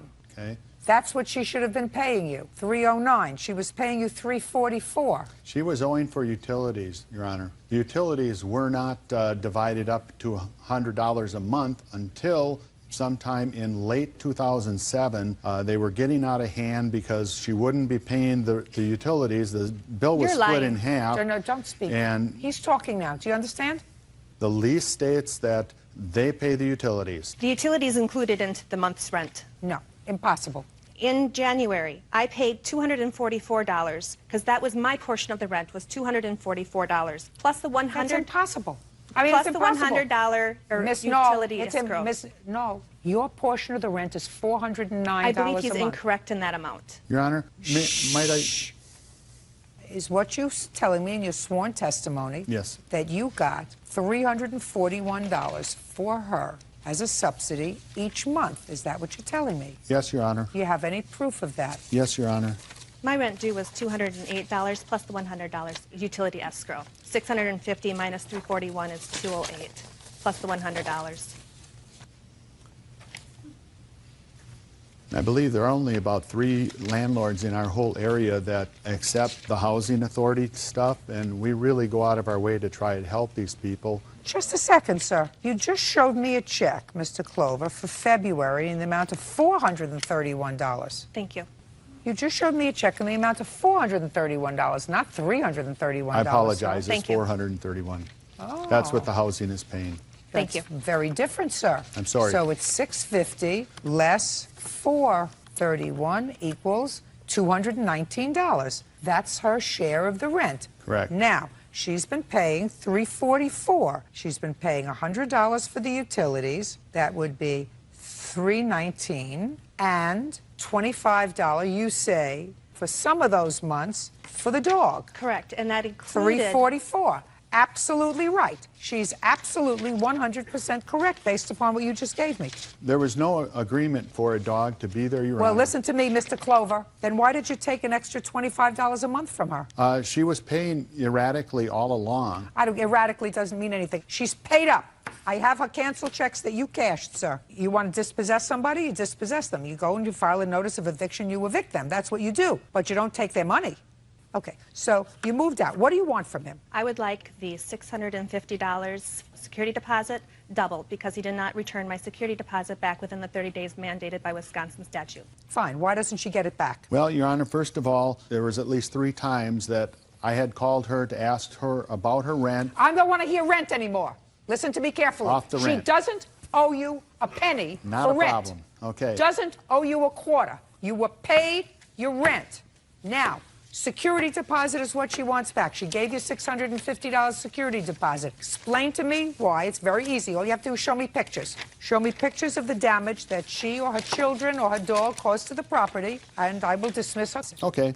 Very easy. Show me the pictures first. Here are some pictures of the leak that was caused by her and repairs. This particular picture here shows where the damage was, is in the wall there, and is located right at this point on this type of a pipe. Now, this is a shower saver head, which is mandated in our area for all rental properties. There's a picture here of the shower head that she installed on there. It might be in those pictures. It's a white head. I got it. Okay, so it's a different one. Just a second. Did you change the shower head? Yes, but that is Okay. not the shower head that was on there when I moved in. That is not the I don't type care of shower head. whether it was or whether it wasn't. When did you change the shower head? Pretty nearly immediately. Okay. And then there was a leak in your apartment. I didn't notice a leak, no.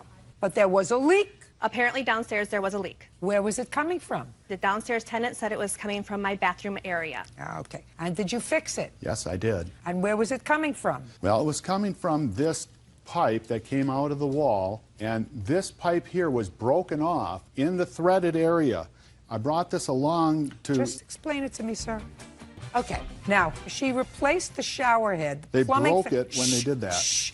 She replaced the plumbing fixture, which she's not permitted to do. Right. And what you're telling me is that was the cause of the leak that went into the lower apartments. Correct. Fine. And through the wall. Yes, I had to cut Fine. the wall out, and Fine. the pictures show, I see that you had to cut the wall out. and the You downstairs... can't do that. The shower head that was in there had a hole in it, there was a crack on it, and it was not a shower saver. Show me where you sent him a letter indicating that. There's nothing saying that I couldn't change the shower head. If you He change told me it- to change listen to treat the me. place as my Listen own. to me. If you put in a new shower head as a tenant and disconnect what he has, and I assume you did it yourself? It was just a little shower head I from assume Walmart. you did it yourself. Yes. And if there's a leak, you're responsible. But the leak was there prior had per the conversation of the person underneath my house. Okay, It had been that's leaking there for hearsay. months. That's hearsay. What else, Mr. Clover? Well, I'd like to get paid for the damages to Just a repair that second. leak. Just a second. Show me the bill. Okay.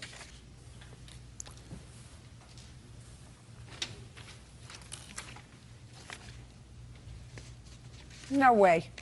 I said I want to see the bill, Your not Honor. what you typed up. This is not a bill. No, that you typed up. This is a bill typed up. Who typed it? I did. What else, Mr. Clover? Your Honor, am I allowed to get paid for the work that I do on in my apartment as the maintenance person for myself? If the question you're posing to me, sir, is are you entitled to offset her security deposit for a leak that she caused, the answer is absolutely you are. And if what you do for a living is manage this building, then you're not entitled to your time. You are entitled to parts. You're entitled to helpers. But if what you do is manage this building and gain revenue from this building, there's no way for me to say to you, listen, you work 40 hours a week. You didn't do this other than your work week. Your Honor, I charge $250 to cut a hole 6 foot wide by 2 foot This wide. is what you do for a living. Sir, is this what you do for a living? But I cut the hole Yeah, I understand. through I the got it. drywall. I got it. I took the pipes and cut them. I welded them back together and put this stuff, and I'm not allowed to get paid for that time. You are paid Thank for you, that. Your Honor. Sir, you are paid for that time. How? From renting your apartments. That's your maintenance on the apartments. She caused the leak? I am certainly, sir, listen to me. The leak? Hey! I am certainly prepared to compensate you and to deduct from her security deposit any parts that you had to purchase as a result of her negligence. Absolutely. Show me what you spent for parts, and I will absolutely deduct it from her $650. So because of that, Your Honor, listen to me. Listen to excuse me. me, Your Honor, with all you're due not, respect, you're not I'd like paying to ask attention. you- You think you're going to talk over me, Mr. Clover? That's No. not happening. I would just like Mr. to Clover, that's not happening. Okay. What else, Mr. Clover? Carpeting damage. When was the carpet put down in the apartment that she rented? 2 years before she... I'm not interested in carpeting damage. If it was put down 2 years before she moved in. In the living room. In the bedroom, the carpet was put down just before she moved in. It was Wait, new. Show me the bill. Okay.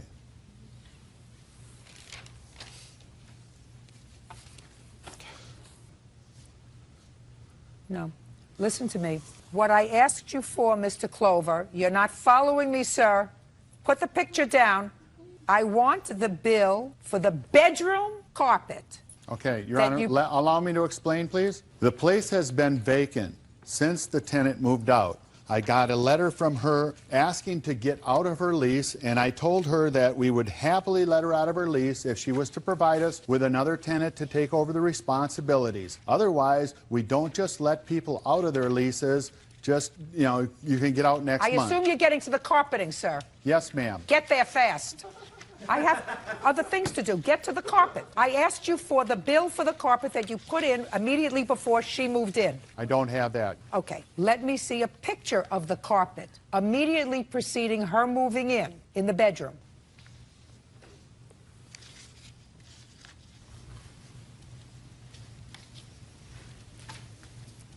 Bedroom carpeting looks pretty bad. Miss Knoll.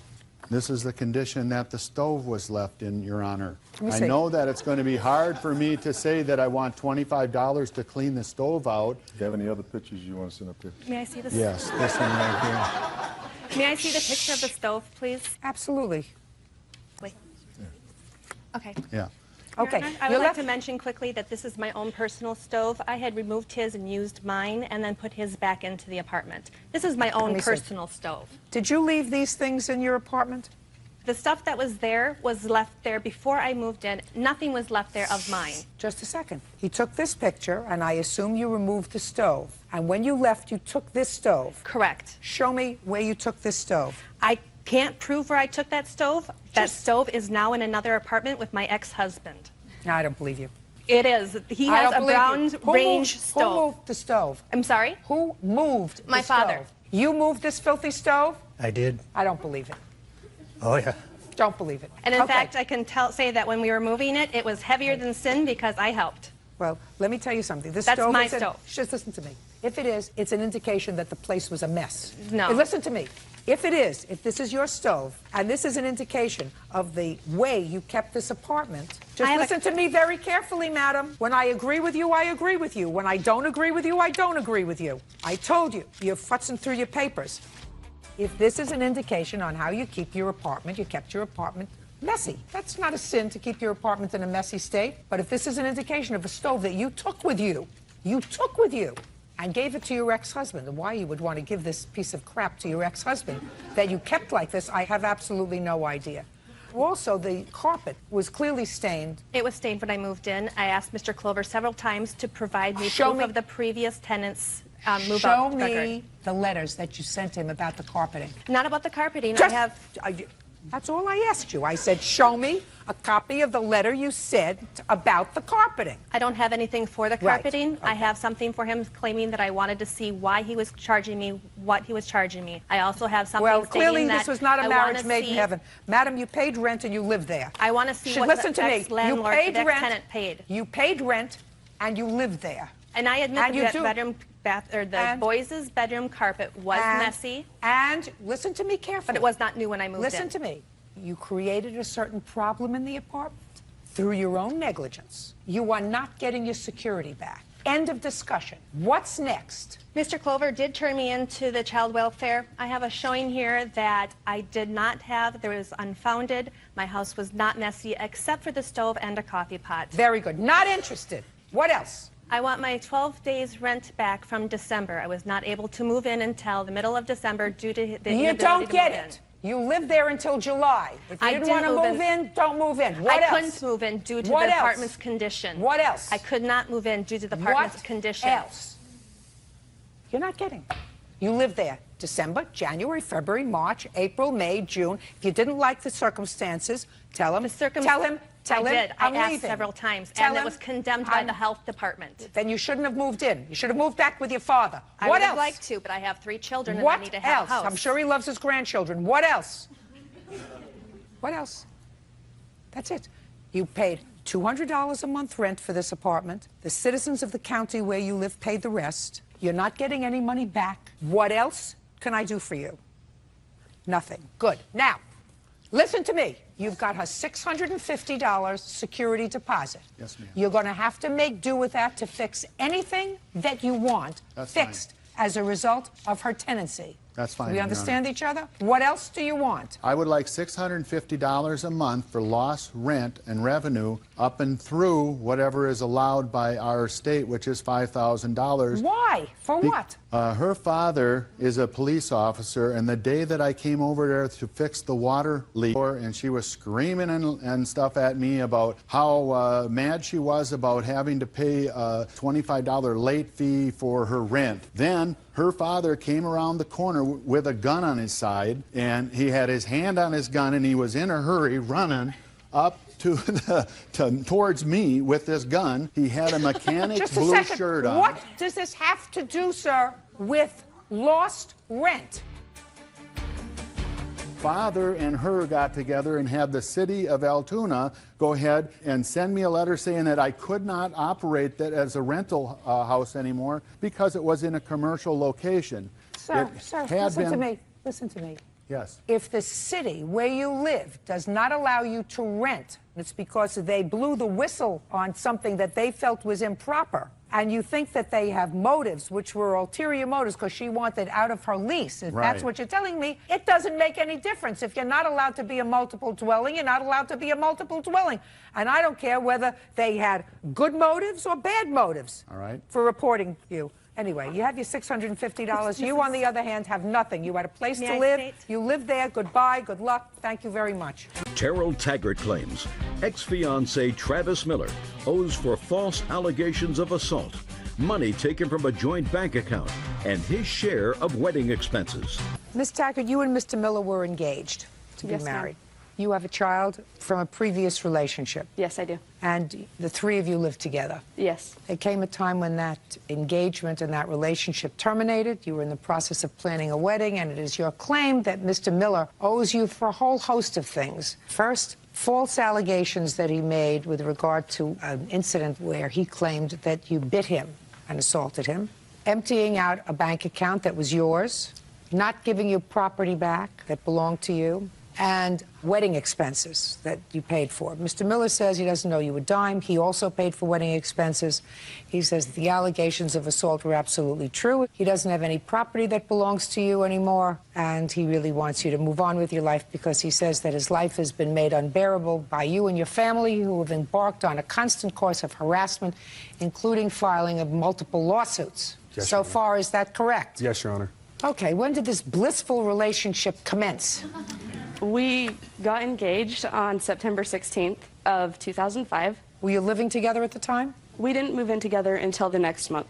You moved in together in whose home? We rented an apartment together, and we both signed the lease. And when was this argument that terminated the relationship? The argument happened on May 10th, which was 10 days before the wedding was supposed to happen. Is that when the assault allegedly took place, sir? Approximately, Your Honor. Not approximately. Yes, Your Honor. Okay. You want to tell me what happened, Miss Taggart? Yes, ma'am. I had gone to Morgan, where all of the wedding arrangements were to take place, to finalize the cake and the flowers. And the flowers. I called him at work and told him I was going to be going, and he didn't want me to go. Why didn't you want her to go? Well, because, Your Honor, I wanted to participate in the, the formalizing of this wedding. Then he told you that? No, he did not tell me that. What did he tell you? He just told me that he didn't want me to go, and previously he'd told me that he didn't want anything to do with planning it, that it was my wedding and I was in charge of planning it. Okay, go ahead. So I went to him, called me several times, and he was very upset. And well, what did he say to you when he called? He would just yell at me. He was mad at me because I talked to my mother about how he was upset with me. He didn't want me to even talk to my mother about it. Miss Taggart, I'm not getting a full picture. After you spoke to him on the phone and he was upset with you, did you call your mother? Yes, ma'am, I did. Why did you call your mother? I called my mother because when I talked to him on the phone, I was very upset, and I just wanted to call and mostly have somebody just help me calm down so that I wasn't so upset. I was going to finalize wedding plans, and I didn't want to have tears running down my face when I was doing it. Go ahead. I finalized the wedding plans, and I called him when I was on my way home, as he'd asked, and he said, well, we'll just talk when you get home. And so I got home, and my son was asleep, and so I took him to bed in our bedroom. How old is your son? He's 7 now. He was 6 at the time. If he was sleeping, where was he sleeping? He was asleep in the car on the way home. So you went to finalize the wedding plans with your son? Yes. And when you got home, you put your son to bed in your bedroom? Yes. Is that where he usually sleeps? Yes, he had a bed in the front room, but he'd often come and slept in our bed. It's not an answer, Miss Tack. At 7 years old, they're supposed to sleep in their own room if they have a room. When he slept in your room, where did he sleep? He would just sleep in the bed. I laid him in there because I knew that Travis and I were going to be having a conversation and I didn't want it to wake him. So I put him to sleep in our bed. And Travis was standing by the bathroom door when I got home. He gave me a hug and I went and I sat on the couch in our front room. And a few minutes later, he came and he sat down in the chair across from me. And he started asking me questions and something about like $1,600 missing from the bank account. And I told him it was just all finalizing wedding plans. Did you have a joint checking account? We did. He was put on the checking account 2 months prior to this. And you were working at the time? Yes. Who were you working for? I was working for the Huntsman Cancer Hospital. And you? Yes, I'm employed for the state of Utah for JJS, Juvenile Justice Services. Okay. So you were each depositing your checks in the bank? Yes, in this joint bank account? Okay, go ahead. And so it started to get heated. He started yelling at me about all sorts of things. I remember I was holding a pillow sitting on the couch, and he stood over me, shaking his finger at me, telling me that I was weak and I was worthless, and he couldn't even believe he was attracted to me. And then he asked me to leave, and I was okay with that. At the time, I was fed up with the fight. I was ready to be done with the fight. And so I said, okay, I'll leave. And I went to go back to the bedroom to get my son. And Travis had been drinking prior in the evening. And Travis said, you're not taking him with you. And I said, he's my son and he's going with me. And I tried to get past Travis to go get my son, and he pushed me. And he did this repetitively. He pushed me into the wall, into the kitchen table, into the couch, down on the bed, down on the floor. And I did the pushing and shoving match for a minute, and then I said, you know what, I'm just going to call the cops. I grabbed my cell phone and I started to dial 911, and he grabbed my phone and he threw it across the house. After that, I went out and I was kind of freaked out. I stood there for a second, and I decided that I had to get my son. And so I started to get violent with him. I did bite him on the upper left chest. I believe I bit him on the right forearm. I punched him, I kicked him. I was doing everything I could to get my son out of that house. Why didn't you just go outside and call the police? A moment of confusion. Okay. And so I started to get violent with him. And he said, you're not taking him, he's my son. And I said, you're not to him. And Travis then began to cry. He sat on the floor, and I tried to get past him again to get my son. He then grabbed my legs and threw me to the ground. When I got up again, I started punching him in the top of the head. And I finally got past him. Well, he ran into the bedroom following me, and the fight had escalated, and, you know, we were now in the bedroom. I didn't want my son to wake up, and so I laid on top of his ears. I covered his ears so that he wouldn't wake up. All right, Mr. Miller, you want to tell me, please, your version of what happened on the night of May 10th? Yes, Your Honor. While Ms. Taggart is emotional, the events that transpired, yes, I'll take it. I'd gotten off work around 4 o'clock in the afternoon. I wasn't drunk. I called to pay my cell phone bill, our cell phone bill, over the phone. And I knew from the day before, because she told me she would like to go do some wedding things, and I asked her, you know, can I go with you? I don't go alone. I said, I got off at 4. Prior to this, I called the cell phone company, and they said, no money in your account. So I got home, and I was a little upset, sober, not drunk. And we did have an argument. Her son was sleeping in our room, and if we did have such a horrendous fight, you know, he would have woken up in the first place. She did assault me. I didn't touch her. She could have called the police at any time. I did ask her to leave at that time because she was emotional. And that's about how it transpired, Your Honor. Okay, Ms. Taggart. So let me explain something to you. Let's deal with the false allegations of abuse. There were no false allegations of abuse. You lost your cool, and you assaulted him. That's it. You bit him. You bit him here, you bit him here, you bit him here. I'm not sure whether I believe that he struck you and abused you, because if he did, the police would have arrested him. Did they respond to your home? They did not. I actually tried to file a police report several times within the following weeks. I went to the desk, and the officer at the desk didn't care. They just shrugged me off. Okay. There were many ways you could have handled the incident that occurred in your house on the 10th of May. You chose the most inappropriate one. Most appropriate one is if you're having a fight with him, and if you were emotional, which clearly you were, it's not the right time to take your son out of a sleeping bed. There's no question in my mind that Mr. Miller was not going to hurt your son. So you go outside, you cool off, you call your mother, you call the police if you have to, say, I want to go get my son. But what you don't do is you don't bite him and kick him and scratch him and punch him, and then go inside and put your hands over your son's sleeping ears so that he won't be awake. That's stupid. You agree with that, don't you? No, ma'am, I don't. Well, then that's your problem.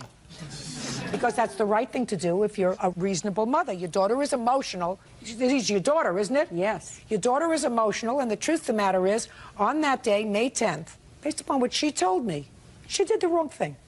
She went to finalize wedding plans. He asked her not to go, to wait for him until he got out of work. She went anyway. There's no question he got upset with her. Instead of resolving the issue, she calls her mommy. Certainly, that's not the way two grown-ups are supposed to deal with their wedding plans. Your daughter got emotional. I don't believe Mr. Miller was drunk. I don't believe that for a minute. So, let's deal with the bank account. You say, Miss Taggart, that Mr. Miller emptied the bank account. Yes, ma'am, he did. On what date did he empty the bank account? It was the day immediately following the fight. It would have been May 11th. How much money was in the bank account? There was probably about 350-ish. What do you mean 350-ish? Show me the account. I don't know if I have the exact statement for that month. Well, then I'm not interested in that part of the lawsuit, madam. That's what you're supposed to have here. Miss Taggart, if you come to court and you're suing because you say that he emptied out a joint bank account, what you have to bring is you have to bring proof of that. And that would be the bank statement for when he closed that bank account, how much money was in it, and it would also show me how much money was in it the day before the fight. Yes, ma'am. Do you have that? I only have the bank statements up until April, so I do not have that one. Not interested. Okay, so empty out the bank account you don't have any proof of. Wedding expenses. Who was planning the wedding? I was, as he had told me to. Who was paying for the wedding? I was, out of my income tax return. So? So that is where I come with the opinion that he owes me at least half of that. He doesn't. There has to be an agreement. In the event that Mr. Miller said to you, which of course he didn't, I am going to pay for half of the wedding, then that's a contract. But Mr. Miller didn't say that to you. What you want is you want half the wedding expenses because there was no wedding, right? This is right. But that's not the way the law works. There's nothing in the law that gives you the right and gives me the right to say to Mr. Miller, well, it didn't work out, and you should pay for half the expenses. That's a different kind of court. It's a court that doesn't exist in this country. Now, what property do you allege that you left at his house? There is a mirror that was given to me as a Christmas gift from him. He would not allow me to take it because he said it matched the bed that his father had given us as an early wedding present. There's an anatomy book that I like to refer to for work. It's a very expensive Gray's Anatomy book. Just a few little things. I had gone to his house. Not interested in a few little things, madam. I'm waiting. So far, I have a mirror and a book. Also, since the bed was given to us as a mutual gift from his father, I believe that I deserve half of the cost of the bed. Got to get over it, Miss Taggart. Got to move on, Miss Taggart. Didn't work out. Didn't work out. Real cases, real people. Judge Judy. Terrell Taggart is accusing her ex-fiancé of false allegations of assault, stealing money from their bank account, and unpaid wedding expenses. Okay. Did you buy her an anatomy book? I did, Your Honor. Do you have it? No, Your Honor. Where is it? About 3 days after she had left, my house was burglarized, broken into, coincidentally enough. When you say the house was burglarized, what was taken? Everything from couch, TV stand, television, all appliances, the mirror, blankets, you name it, it was burglarized. Got it. Okay. Miss Taggart, you have to get over it. Move on. Put your hand down. Don't encourage her.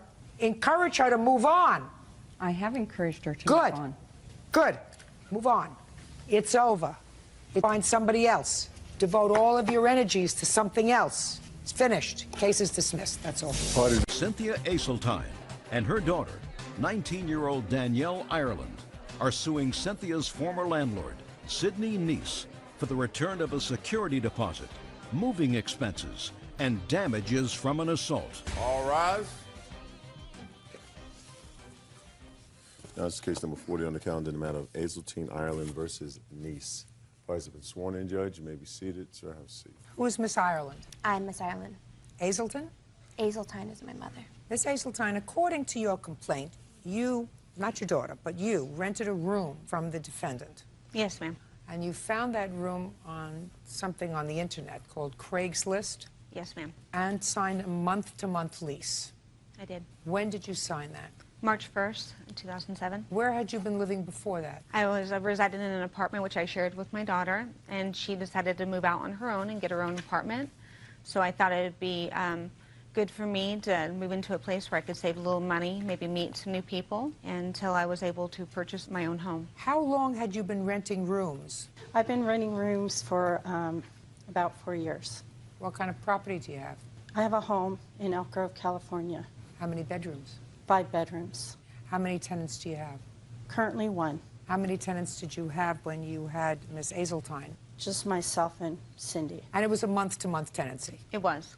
It is your claim that Miss Niece terminated your tenancy without proper notice, and you want moving expenses, your security deposit back, and you want damages because she, you claim, assaulted both you and your daughter. Yes, ma'am.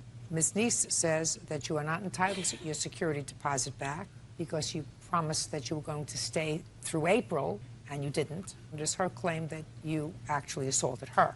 So let's find out when the trouble began. You moved in March 1st. Yes, ma'am. Go ahead. About approximately a week after I moved in, I noticed some strange behavior from Miss Niece. When I was in the home alone, and especially when I had company over, I would notice some outbursts. It seems she was talking to herself, kind of laughing out loud. She'd walk through the home when I'd have company over and bang anything that would make noise, opening and closing compulsively the garage door. The washer was close to my room, so she'd slam the washer door up and down. Got it. Let's move on. Okay. And I became just really uncomfortable in the home. I'd find myself, I'd sign up for overtime, I'd go to the gym, anything to avoid coming home because her behavior was really disturbing, uncomfortable. And so I noticed that it became more obvious when I had company over, so I decided to talk to her about it. So maybe I was doing something wrong.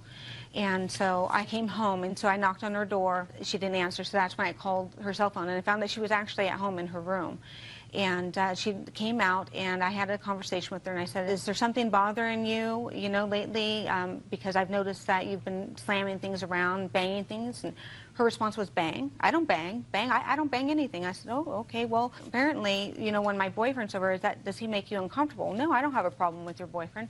And I said, well, one night he spent the night here, and it seemed that you were really uncomfortable with that, and that's when I noticed the most noise. She goes, well, I didn't even know he spent the night. And she goes, well, it's in your lease agreement that you can't have any overnight guests. I said, well, I didn't notice that in my lease agreement. I apologize. Was it in your lease agreement? It was, ma'am, in my lease agreement. Okay. And I said, I respect that. And I said, well, that's something that I'm not sure if I can live with. I apologize. I overlooked that. And I said, if you feel real strong about that, then I think I might have to make a decision to move out. And I would go ahead and give you a proper 30-day notice. And she goes, okay, well, that's fine. Fine. What day was that? That was in March? Okay, that was of March. I sent her a copy, certified mail, which she... May I see it, please? Absolutely.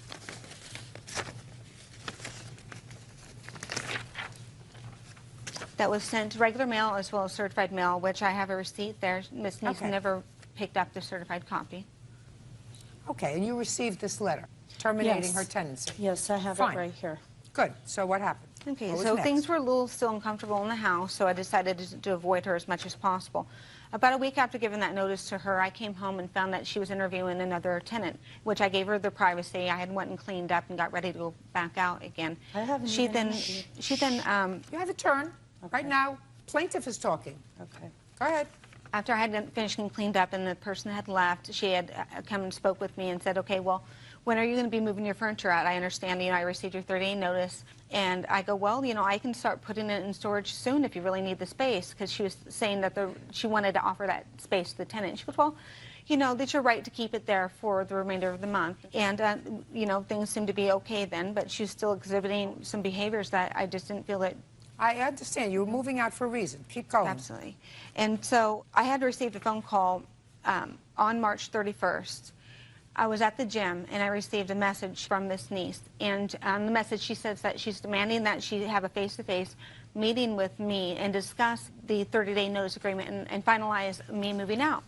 And so I was kind of, I didn't understand. Just tell me what happened. Okay, so I called her up, and I said, I got your message. What's the deal with me having to come over? And she goes, well, I want you to speak to me face-to-face. I gave you the same respect when you gave me your 30-day notice. And I said, well, I really don't want to have any confrontation with you. You're making me feel really uncomfortable and threatened. She goes, well, if you do not come home right now, I'm going to lock you out. And I said, you can't lock me out. And she goes, I'm telling you, if you don't come home right now, I'm going to lock you out. At that point, she disconnected the phone call. Me and my boyfriend were at the gym. I said, come on with me. She's threatening to lock me out. I need to go home. When we got there, me and my boyfriend entered the home, and Miss Niece was in the kitchen. She had already taken all my groceries out of the fridge and out of the cupboard and had set them up on the counter as if she was moving me out. I said, "What are you doing? Please put my things back. You can't move me out. What's the problem?" And at that point, she came around the counter of the kitchen with her finger in my face, and she goes, "Girl, you better shut your mouth, because in the name of Jesus, I'm going to smack the devil out of you." At that point, my boyfriend placed his body in between us because she was this close in my face, and he's that face to me, and he's like trying to block her. And she turned around, and she swung about backside of him and hit me upside the head. At that point, I grabbed my cell phone. She grabbed her cell phone. I called the police. She called 911. The police arrived, a female police officer. Police officer went and spoke to Miss Niece. Miss Niece had stated that she was going to be locking me out of the house, and the officer had stated, "Legally, ma'am, you cannot lock her out of the house." And she goes, "Don't you tell me how to run my household." Can I see the police report, please? Yes, ma'am. Now, when did the incident happen with your daughter? Same day.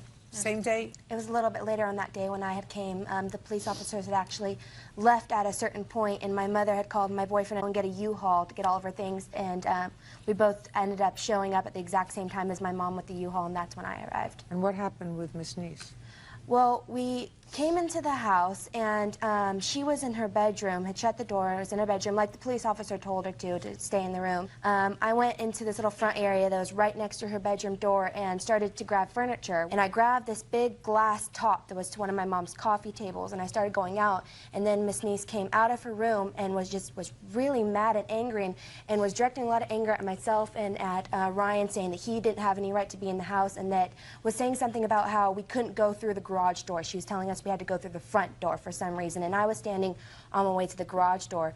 She was really like livid and saying that we couldn't be in our house, that we had no right to be in there, and then she comes up behind me and grabs me by the back of my neck and like kind of pushes me and then kind of hits me. And then Miss Niece turned around to my mom and starts getting in her face, and she's throwing her hands wildly and stuff, and then she goes to make a fist like she was going to strike my mom, and I grabbed her arm and I put it down and I said, "Don't touch my mom." And then it just turned into a scuffle where she was just being really wild. Okay, Miss Niece, I would like you first to tell me your version of the events of the 31st of March. Okay, Saturday, March 31st, I initiated a call to Cindy to finalize things in the matter. She had sent me a letter March 20th indicating that she was going to move out at the end of April. And so I wanted to finalize things as far as obtaining the rent for April. She already told you that she was going to give you the rent April 3rd in the letter.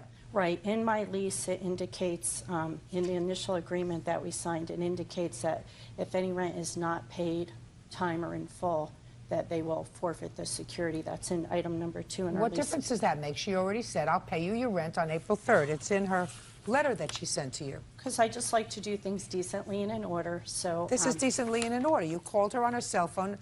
Yeah, I called her on Saturday and I asked, because she had initiated an appointment in mid-March. She wanted to see if her boyfriend could stay overnight, and she knocked on my door. Actually, I was napping, and she knocked on my door until... Don't interrupt her. I'm just asking you what you told her on March 31st. You called her, she's at the gym. On March 31st, I asked her if she had any time in the afternoon. I said I'd appreciate if we could finalize things and, you know, get the rent. So then she started cursing at me, and she started getting really violent on the phone and calling me up. Did you tell her she had to come home or else you were going to change the locks? No, absolutely not. Did you take her food out of the refrigerator? I'm speaking. No, I didn't actually. Did you take her food out of the refrigerator and place it on the counter? No, not... Did you tell the police when they arrived that you were planning on changing the locks and locking her out? When she started cursing at me on the phone, because she, by the way, she's been pretty violent before, so when she came home from the gym, she came home and she kicked me, which I have a photo of the bruise on my leg from when she kicked me then. At that point, I had called the police, and because I had wanted to have her arrested. So when they came over, they kind of separated us, got both versions of what had happened, and so I didn't have her arrested at that point. The police found you very agitated, Ms. Niece. According to all 3 police officers who arrived at the scene... Well, she assaulted me. I have pictures. She admitted biting me on the arm. There was an altercation. There's no question there was an altercation. Well, I actually didn't touch her or her daughter. Both of them came home. She called her daughter, and they both came in, and then they assaulted me in my room. And that's why I had called the police a second time. When I was on the phone with the police, I was terrified. They said, "Where are you?" I said, "I locked myself in my room because I was afraid they were going to come in again." I have pictures of the door and from when they tried to barge in my door. All the bruises, they hit me. What do you do for a living, Miss Neese? I'm an insurance broker. For a company? For myself. I have my own agency. And I'm going to school for court So reporting. you operate out of your home or out of an office? I'm usually on the road, but my office is out of my home, yes. So you don't have an office other than at your home? Correct. And how long have you been doing that? 5 years. Make a living at that? Yes. The last time you had a tenant prior to the plaintiff, what was that tenant's name? Prior to Cynthia, she was the first tenant in that home. So you'd never had a tenant? Not in this home. When I was in the Bay Area, I've had tenants. She was the first tenant in this home. Judge, I have some information regarding the tenants in the Bay Area. Cynthia Aseltine and daughter Danielle Ireland are accusing Cynthia's former landlord, Sidney Neese, of 2 assaults. Now, you wanted to say something? Yes, San Mateo County Courts, there's 3 claims regarding Ms. Neese in regards to tenant-landlord. 2 times she was a defendant, and 1 she was a plaintiff regarding the same situation, withholding deposits Can I see and so that? forth. Actually, I didn't print it out, but if you go to San Mateo County Courts, it is public record. You had 3 landlord and tenant actions while you were there? One is a plaintiff and one is a defendant? I'm not sure what she's referring to, but it was just probably a lack of, my income. But with regard to No, this... I'm not talking about, I'm asking you whether you had 3 previous landlord and tenant actions. I think there was 1, and it was just because I was having problems, with cash flow, but they have since been paid back. One was that she put a stop pay on a deposit as a tenant herself. That sound familiar? I'm not sure what she's referring to, but I would appreciate if we could talk about this case today and why, I don't believe that I owe her this security deposit. You absolutely owe her the security deposit. There's no question that you owe her the security deposit. You Okay. told her to leave. I've read the police report. You said you wanted her out that day. She left. She did not stay the month of April, despite the fact that she said she was planning on paying April's rent. You absolutely owe her the security deposit. There's no question about that. Well, because she assaulted me, and I had to put out expense. She didn't return the key when she moved out. I believe that this was an unfortunate circumstance, that everybody's tempers got very flared up. Actually, on that. mine did not. Well, not according And to I the was Miss blatantly Neese. According to the I police, was the only blatantly assaulted by her and her Miss daughter, Neese, and her boyfriend had I'm to telling pull them you, off of me. and the police department. And when I'm she speaking. moved When I'm out- speaking, don't speak. Okay. Clearly, not only did you claim that they were assaulted, you I have also. I'm photographs of all speaking. the I'm assaults. speaking. Do you hear me speaking? You also claim conspiratorial behavior on the part of the police. You weren't satisfied with the police officer who came. You demanded their supervisor. 2 supervisors arrived. They couldn't calm you down. You demanded their supervisor. So everybody is in a conspiracy against you. There's something not right, Miss Neese. All of that is clearly contained in the police report. I assume you have a copy of it. The copy that I obtained from them does not contain that information. That's not what they had given me. They May gave not me be what one they line. gave you, but that's what I have. Okay, can I show you the pictures of my bruises? Absolutely. And actually, I still have them on my body. Absolutely. Show me. This is a picture of when she bit me in the arm. She absolutely acknowledges that And she bit you in then, the arm, and she a says she bit bruise you. on my I'm breast. speaking. Don't you want to hear me speaking? She absolutely acknowledges that she bit you in the arm so that you would let her go. Absolutely, ma'am. Okay, can I tell my version of the story, ma'am? When I contact the police Okay. department. What had transpired, basically, the whole issue, when she first, in the initial ad, I indicated no alcohol, no overnight guests, and she breached both of those. She was drinking a lot while she was there, and she was having overnight guests, her boyfriend. And I never even said anything because I didn't want to get into it. But then she mentioned, she talked to me that one day, and I said, no overnight guests. Are you okay with that? So she gave you said notice. yes. Listen, I got it. I have other things to do today. She said, I'm moving. She sent you an appropriate notice that she's moving. Move on with it. Get to the 31st. Right, but then she didn't pay the rent, and so I wanted No. She has no obligation to pay the rent on March 31st. None. And if you demanded that she come home from the gym... I didn't demand that she came home. I called her on the cell phone, and I said, do you have any time this afternoon? What's your availability? I don't think you should have roommates. I don't think you should rent rooms to anybody. I don't. I think that you are a very, very nice lady who clearly should live alone, not with anybody else, because you can't make rules for adults. I mean, she's an adult lady. She's not a teenager. You didn't rent to a teenager. And if you don't like other people living in your house because other people aren't going to do things the way you do, well, it's not that I want to do things the way I want to do. But when I rented a room, they said no overnight guests. When absolutely I rented, they right. set their And she said I didn't. and I honored them. So if she didn't want to. Do you take medication? Do you take medication? No, ma'am. You should, because I've already told you 4 times. This is the 4th time that when I start to speak, you have to stop. Okay. You can't. That's something that's not working right. You owe her security deposit, which was how much? It was $500. Did either of you seek any medical treatment for your injuries? No. Yes, I did. I'm not talking about you. Now, where did you move when you moved? I was actually homeless for 8 days. I was allowed to stay at my boyfriend as roommate with another roommate, and he was out of town. That's fine. Don't make up things as we go along. You weren't homeless because you were able to sleep someplace. Well, yes. I mean, I was without a permanent... Fine, and then you found someplace. Yes, ma'am. Perfect. Whole thing is very, very unfortunate. Really, very unfortunate. You want to say anything to me? No. You want your security deposit back? Absolutely. You got it. Judgment for the plaintiff in the amount of $500. Your counterclaim's dismissed. That's all. Why does that excuse you may step out? 23-year-old Patricia Serrano is suing her former friend, Elda Lugo, for a $3,500 loan plus interest. Elda claims Patricia gave her the money from a large settlement. Ms. Serrano, according to your complaint, the defendant is a friend of yours from high school. She ran into some financial difficulty some time ago and approached you about lending her some money. Yes, Rich. You were a good friend. You lent her the money, $3,500. She didn't pay you back. You want No. your money back. Yes. Ms. Lugo says that you were a good friend to her. You gave her $3,500. You would come into some money. There was never any discussion of payback. As far as she was concerned, it was a gift. That's true. Differ. When did you graduate from high school, Miss Lugo? In June of 2001. And between June of 2001 and the date of this loan or gift, which was on what date? Last year, around August or July. How often did you see each other? After high school, we didn't see each other because we stopped being friends. And after she had a really bad car accident, her mom came and I started being her friend again. That's when we started. What year?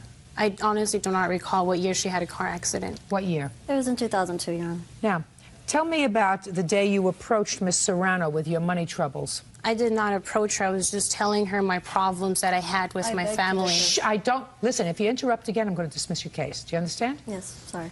Go ahead.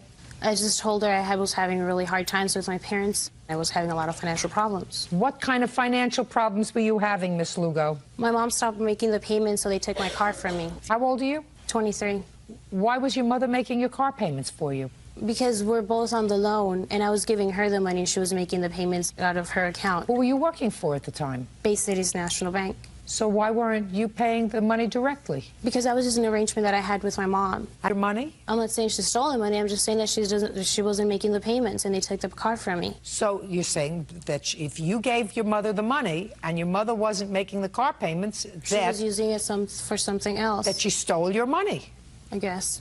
And you told Ms. Serrano that your mother stole your money and they repossessed your car? I told Patricia the problems that I was having with my parents and why they took my car from me. Miss Lugo, I don't hear that that's a problem that you're having with your parents. If I believe what you're telling me, which I don't, you're telling me that your mother stole the money that you were giving her for your car loan and using it for her own purposes, and therefore they repossessed your car and you wanted to get it back. Right. Now, is that what you want me to believe? That's the truth. That's exactly how everything's always been. When did you move out of your mother's house? Early September.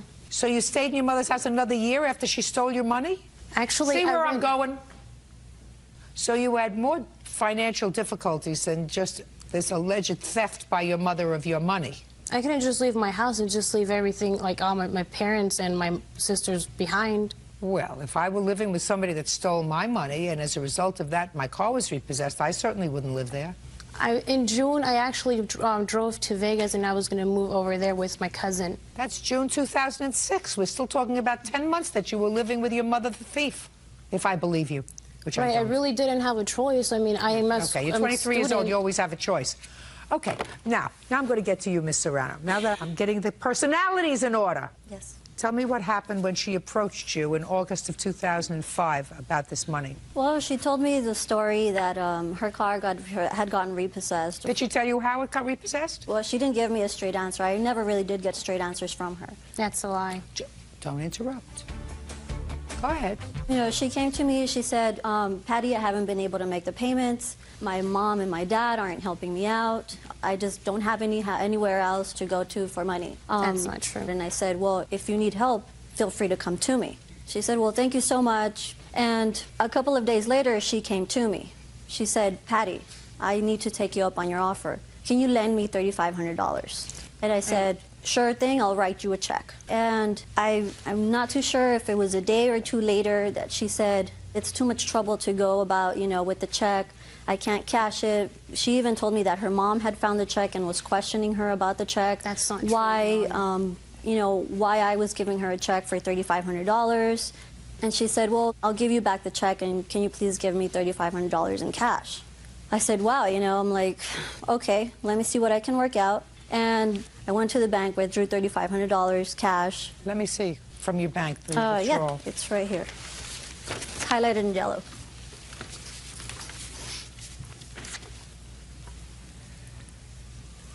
Where did you get all this money from? I was involved in a very serious car accident in 2002, and I got a small settlement out of it. A large settlement. Oh, that's interesting, Miss Lugo. Did you say a large settlement? How large? I don't know. When you said it was a large settlement, you must know something about the settlement. That's all she would always say. She got a large settlement. I never wanted to ask her I never much. told you anything. Shh. When did she tell you about this large settlement? After she was recovering from her injuries. When did you get the settlement? Sometime in 2004. You still have any of the money left? Yes, I do. Some in investments. Good. So you gave her $3,500 in cash. Yes. And what was the arrangement about paying you back? She said, okay, Patty, you know I wouldn't have done this if I really didn't need it. Believe me, I'm going to have this money to you tops the end of the year when I get my bonus from the bank. That's not true. So I said, okay, you know what? What part of keep quiet don't you understand? I didn't see the money. She said, well, you know, I just need a couple of more months, whatever. And I said, okay, you know, just don't forget about it. You know, I'm being your friend here. When for the first time, Miss Lugo, did the plaintiff ask for this money back? Early September. That's a lie. So what part don't you understand? Sorry, Your Honor. Tell me about the conversation when she asked you for the money back. She started calling me at work, and she started emailing me at work. What would she say when she called? She was just calling me, telling me that she needed to meet me somewhere. When did she, for the first time, ask you for the money back? Answer my question. I believe her first email was September 7th. That's not true. Shh. Next time you're gone. Do you understand? Yeah.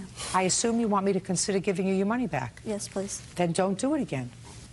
September 6th, and what did she say in the email? Do you have a copy of that email? No, I don't. Do you have a copy of the email? Yes. I want to see the email from September 6th. She emailed me a promissory note that she wanted me to sign, that saying that I owed her the money, because. Shh. Well, you emailed her and you said to her that you planned on giving her the money. Yeah, she was calling me at work nonstop, and she was just harassing me. No, this has nothing to do with a response to harassment. That's only the email that she gave you, but she didn't tell you about the phone calls that she was making to work. I just want to see the emails. This is Wednesday, September 6th, and it's a lovely email. Absolutely lovely. You're happy for her. You're happy that she's happy. Hey, I'm not sure what's gone wrong between us again, but I really appreciate everything you have done for me and the times you've been there for me. I guess we are once again going our own separate roads. If it's the money thing, it's stopping you, don't worry. I will give it to you. Do me a favor. Please do not email me at the bank. I get in trouble for receiving personal emails. My manager talked to me, and she was telling me that I was receiving too many personal emails. She emailed me. Listen to me. She wants her money back. Yeah, after she was trying to get with my boyfriend, she was trying to hook up with my boyfriend, and I confronted her about it. Until then is when she came back and wanted me to sign a promissory note and said that the gift that she gave me for $3,500 was then the loan. I don't see why somebody who doesn't look like they're rolling in dough would give you $3,500 and not expect to be repaid at some point. Not necessarily in a week, not necessarily in a month or 6 months or even a year. But someday, within a reasonable period of time, when you got your act together, if you ever get your act together, she expected her money back. And to stand there at this point and say, well, She tried to get over on my boyfriend, and that wasn't right, and therefore I'm not paying her a dime. That's the wrong thing to do. It's not the moral thing to do. You want to end a relationship with her? Terrific. Do it. You're not friends anymore? You don't want to be friends anymore? Fine. But she was there for you when you needed her, and you're supposed to do the moral right thing and pay her her money. Judgment for the plaintiff in the amount of $3,500. That's all. Christina Smith claims ex-boyfriend Gerald Ware Jr. owes for his share of a cruise vacation, utility bills, and a loan to retain an attorney. Ms. Smith, you and the defendant dated for a period of time and signed a 6-month lease together in August of 2006? That is correct. How long had you been dating before you decided to move in with him? I met him in March, so I was dating under 6 months. I ask that not because it's particularly relevant, but I'm conducting my own sociological study. I want to see how quickly it is that people make this mistake. Right. Yes. Perfect. In any event, your lawsuit says that you moved in August. Yes, August 5th. And you moved out in? September 25th. Right. So the living together at least saved you a bad marriage. Yes. Right? Yes. Good. It is your claim that Mr. Ware is responsible for half of a cruise that you booked with his consent and his agreement to pay for half of the trip. It was a non-refundable amount of money. It was $2,000, $1,000 for you, $1,000 for him, which, of course, he didn't go on. Correct. Because the cruise was scheduled for? October 13th. October 7th, excuse me. Did you take anyone else with you? No. So you had the cabin all by yourself? I sure did. So let's deal with that first. You moved in August. Things started to go downhill right away. I don't have to know the why. It was not good. You were both not unhappy with the separation. Is that right? Yes. You moved out, but you continued to pay the rent. Your half of the rent. I did. Does she still continue to pay her half of the rent? Up until December. I think she's a princess. And you continued to live there? Yes, I did.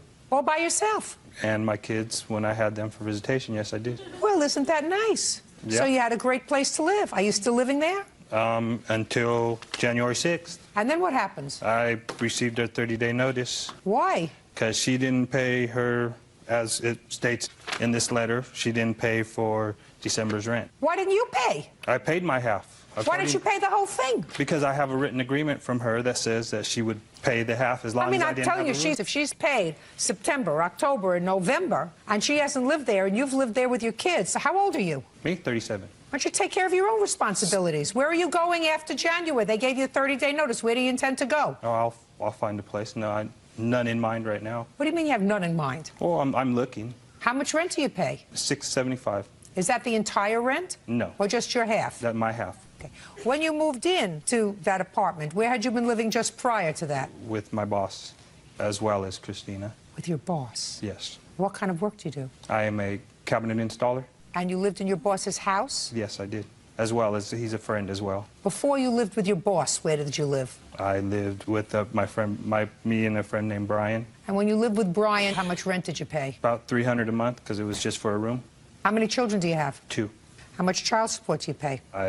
The child support is, my son is not legally mine. I accepted that responsibility when he was born, and after she went after his real father for child support, so they dismissed that court order, and for Bella it's $246, I think it is. How much child support do you pay? $246. He doesn't pay child support. When was the last time you paid child support, Mr. Ware? It's been a couple years because my ex-wife put a letter in. She said that when she required me to pay child support, that I didn't see the kids regularly, so she wrote a letter to the district attorneys in Sacramento County. That's hearsay. I just asked you a simple question. When was the last time you paid child support? You said several years ago. Yeah. You just told me that you used your apartment, sir, this apartment that you were living in and having half the rent paid by the plaintiff for both yourself and your children when you had them. So clearly you were seeing your children within the last 3 or 4 months. Yes. But you haven't been paying child support. No. Is this your boss? Yes, it is. How did I know that? Are you paid on the books or off the books? On the books. I'm 1099. And how much was your 1099 last year? I didn't work for him last year. Yes, he did. Mr. Ware, he doesn't even want to stand up anymore and get involved with this, sir. Did you file tax returns last year? No, I did not. You just told me you lived with your boss last year before you moved in with her. Last year. What's your last name, sir? McWee, ma'am. You want to leave now? No, ma'am. You might want to rethink that. You get me? Good. So you're paid in cash and you don't pay taxes and you don't pay child support. You're supposed to pay your own rent. I did. My half. Well, you didn't pay, no, your own rent. Listen to me, Mr. 37 years old. You live in this country. You work for him. You're supposed to pay taxes like everybody else, which you don't do. You have children, 2, or maybe just 1. They come to visit you, and yet you have no fiscal responsibility for them. The rest of her lawsuit is, she says, A, she made a small loan to you for a lawyer. I'm not so interested in that, $199. But she said that you had no credit. Well, the reason you have no credit is because you allegedly have no income. So that she put all the utilities in her name. She put all the utilities in her name, left them in her name because she had no credit, and you didn't pay the bill, even when she was paying her half of the rent. Sir? I was giving her half my check. She went over to my boss's house and received money from them. You mean after she moved out? After she moved out? I'm talking about after she moved out. After she moved out, I told her she threatened to turn everything off. I told her to go ahead and turn everything off. Oh, she should have. So? And she didn't. And she didn't. And did you turn the lights on? I Listen couldn't. to me. Did you turn the lights on? Yes, I did. Did you turn the stove on?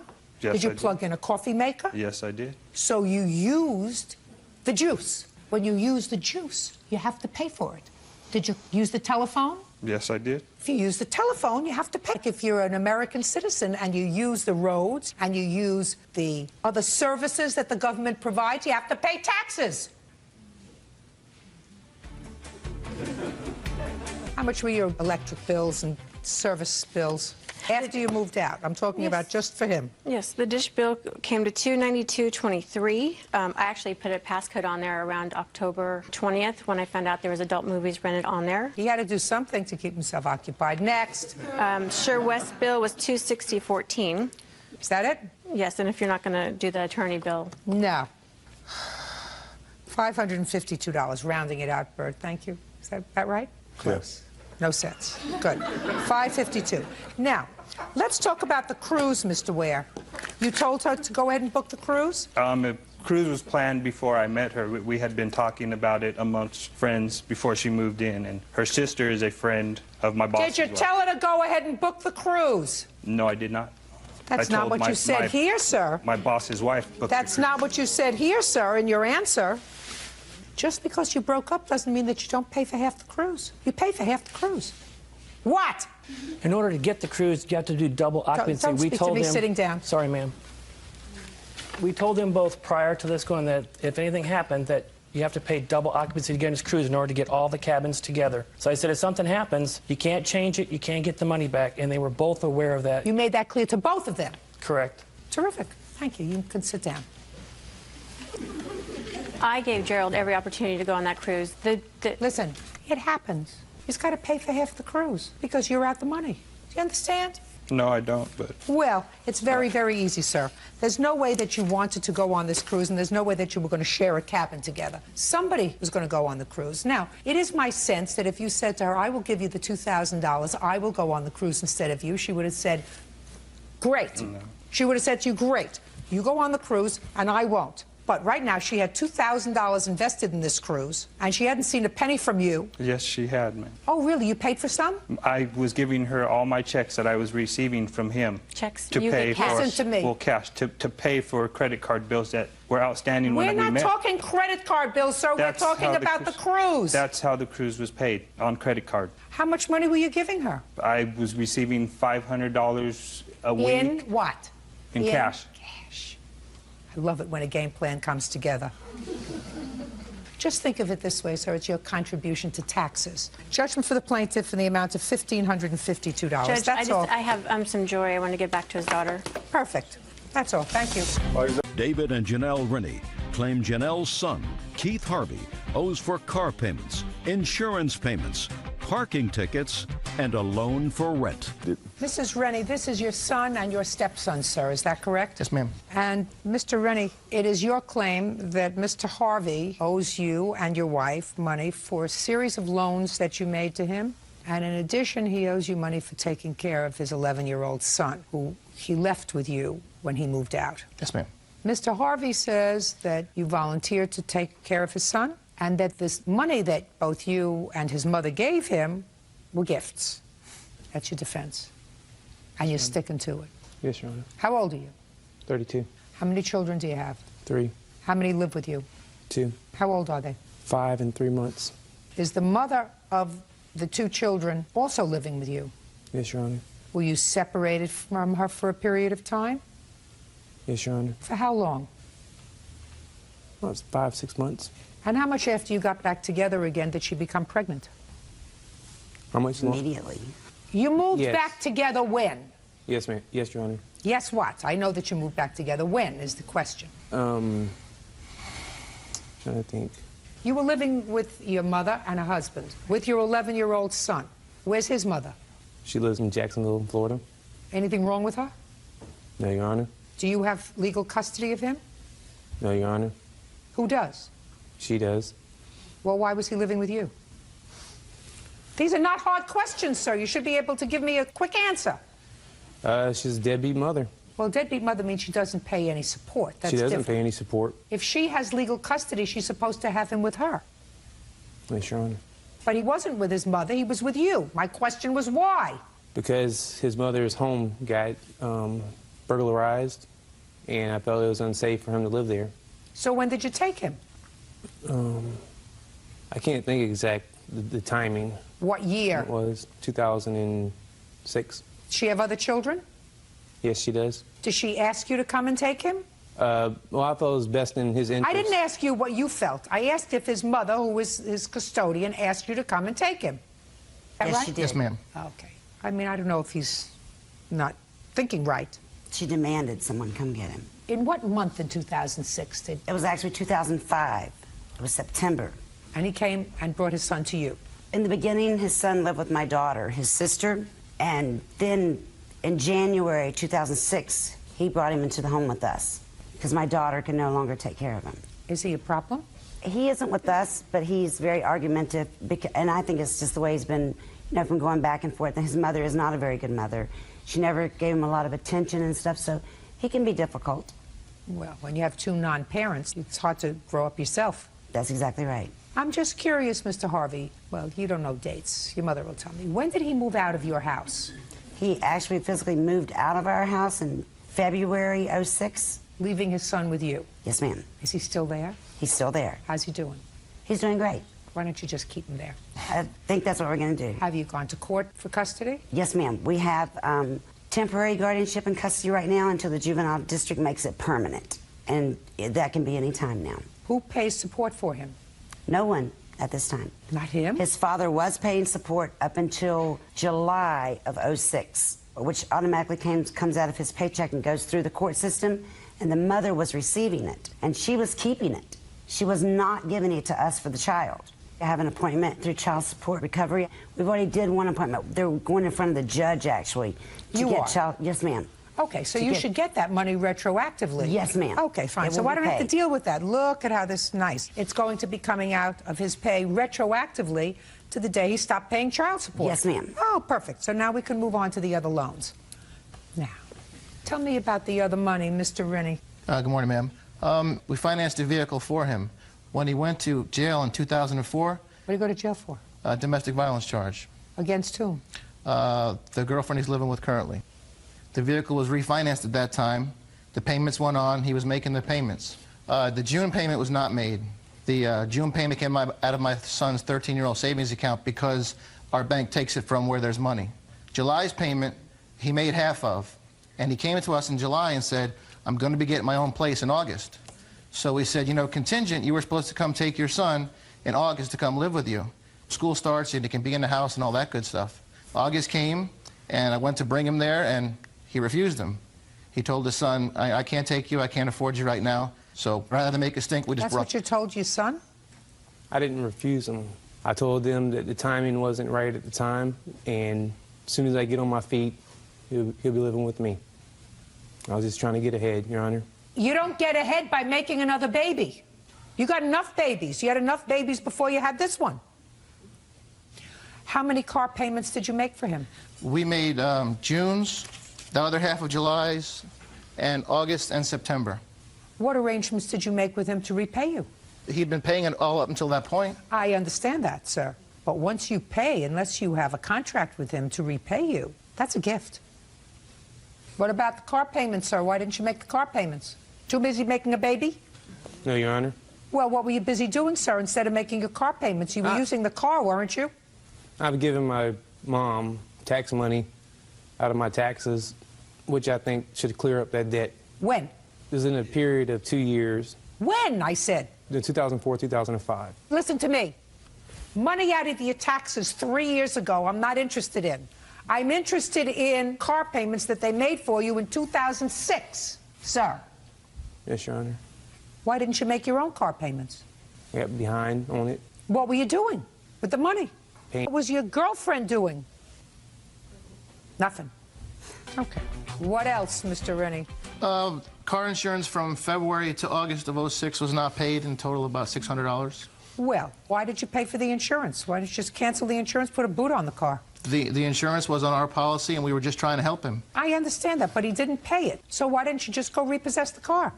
We figured having a car was necessary to have a job to take care of the children. We tried to help every step of the way. I understand that. That's a gift, not a loan. Well, we had to improve his policy on the car because he's a courier. So we had to add extra stuff. So he came to us. And said what? And said, Mom, David, I need you to add these extra coverages so that I'm covered under my job, and I will pay the insurance. But he didn't. But he didn't. So why did you continue to pay it? Well, we canceled that in August. In August. Good. So for July and August, we added more coverage. Okay, and how much was the additional coverage for July and August? It was an extra $40 a month. What else? In September of '06, my wife received a call from the police department. The vehicle was downtown. Shh. You had the discussion with the police? Yes, ma'am. As a result of that discussion, what did you do? His girlfriend was driving the truck. She had gotten numerous amount of parking tickets, which we didn't know, and they had put a boot on the automobile. Sounds perfect to me. So I had to meet the police officers downtown to keep the car from being towed into the lot and having to pay extra storage fees and stuff. Had to pay the tickets and got the truck released back to us. So where's the truck now? We have it. Perfect. So you have it. You have another car? Yes, Your Honor. From where did you get another car? Honda? When? 3 months ago. Where'd you get the money from? Why are you looking at me like I'm speaking some sort of foreign tongue?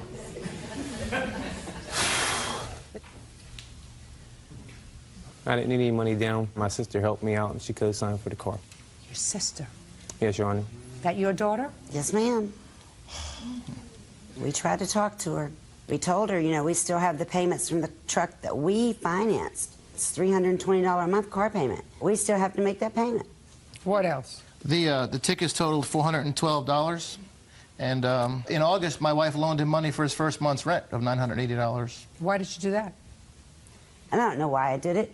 He calls me, makes me feel bad. So I met him and I helped him. I assume by now you've learned your lesson. Yes, ma'am. Did you tell your mother you would pay her back the rent money? No, Your Honor. You didn't. What did you tell her? She told me she'd help me out at the time. Were you working?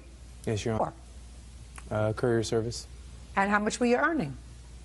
Roughly $700 a week. And your girlfriend? She doesn't work right now. Why not? Because my son's only 3 months old. Well, when you're not working and you're home, you take care of your son, let your girlfriend go out to work. That's what we're trying to do. That's not a try. That's what you have to do. Time you grew up, sir, you made 3 children in your life. 3. That makes you a big boy. Act like a big boy. Don't act like an idiot. And I don't know if you're doing a stupid act with me or if this is really the way you are. I'm not sure. But I know that you owe your mother and your stepfather $1,472. That's all. Step out. Desiree Loire claims ex-boyfriend Anthony Tatum owes for unpaid rent from their shared apartment. Desiree also says Anthony slashed her comforter and put a hole in the wall. I have a feeling it's advice time. Miss Loire, this used to be your boyfriend. Yes. And you also shared an apartment with him. Yes. You claim he owes you a whole bunch of money, dating back to 2005. You do know we're in 2007 now. Yes, I do. Mr. Tatum says he owes you nothing. Yes, ma'am. Nice-looking couple. How old are you? 21. And you? 22. And you moved in together when you were 19 and you were 20. Correct. Old enough to sign a contract? Yes. Definitely. So you signed a lease together? Multiple. Multiple leases together? Yes, ma'am. I'm not talking about all the leases you signed together. I'm talking about the last one after you moved out, because that's what we're talking about. Yes. Okay. And it is the plaintiff's claim that you moved out, you owed her rent, you damaged some of her property, and you loaned him money in 2005 for some car insurance. That you don't remember. Do you work? Yes, I do. What kind of work do you do? I work at a Japanese restaurant as a bartender. And you? I'm a student. How do you support yourself? Currently, my parents do, ma'am. Have you ever supported yourself? For the past 3 years, yes. So you just went back to school? Yes, ma'am. What were you doing for the last 3 years? I was selling cars. Did you make a living at it? Very much so. Why did you decide to go back to school? I made a life-changing mistake of driving under the influence and lost my license. That's a reason. Yes, ma'am. Did you injure anybody? No, ma'am. How long is your license suspended for? It's no longer suspended. I just can't be picked up by the insurance of a dealership. Therefore, I'm back in school. Gotcha. Okay. That was life-changing. Very much. I learned a life lesson. So I'm going to give you both another one.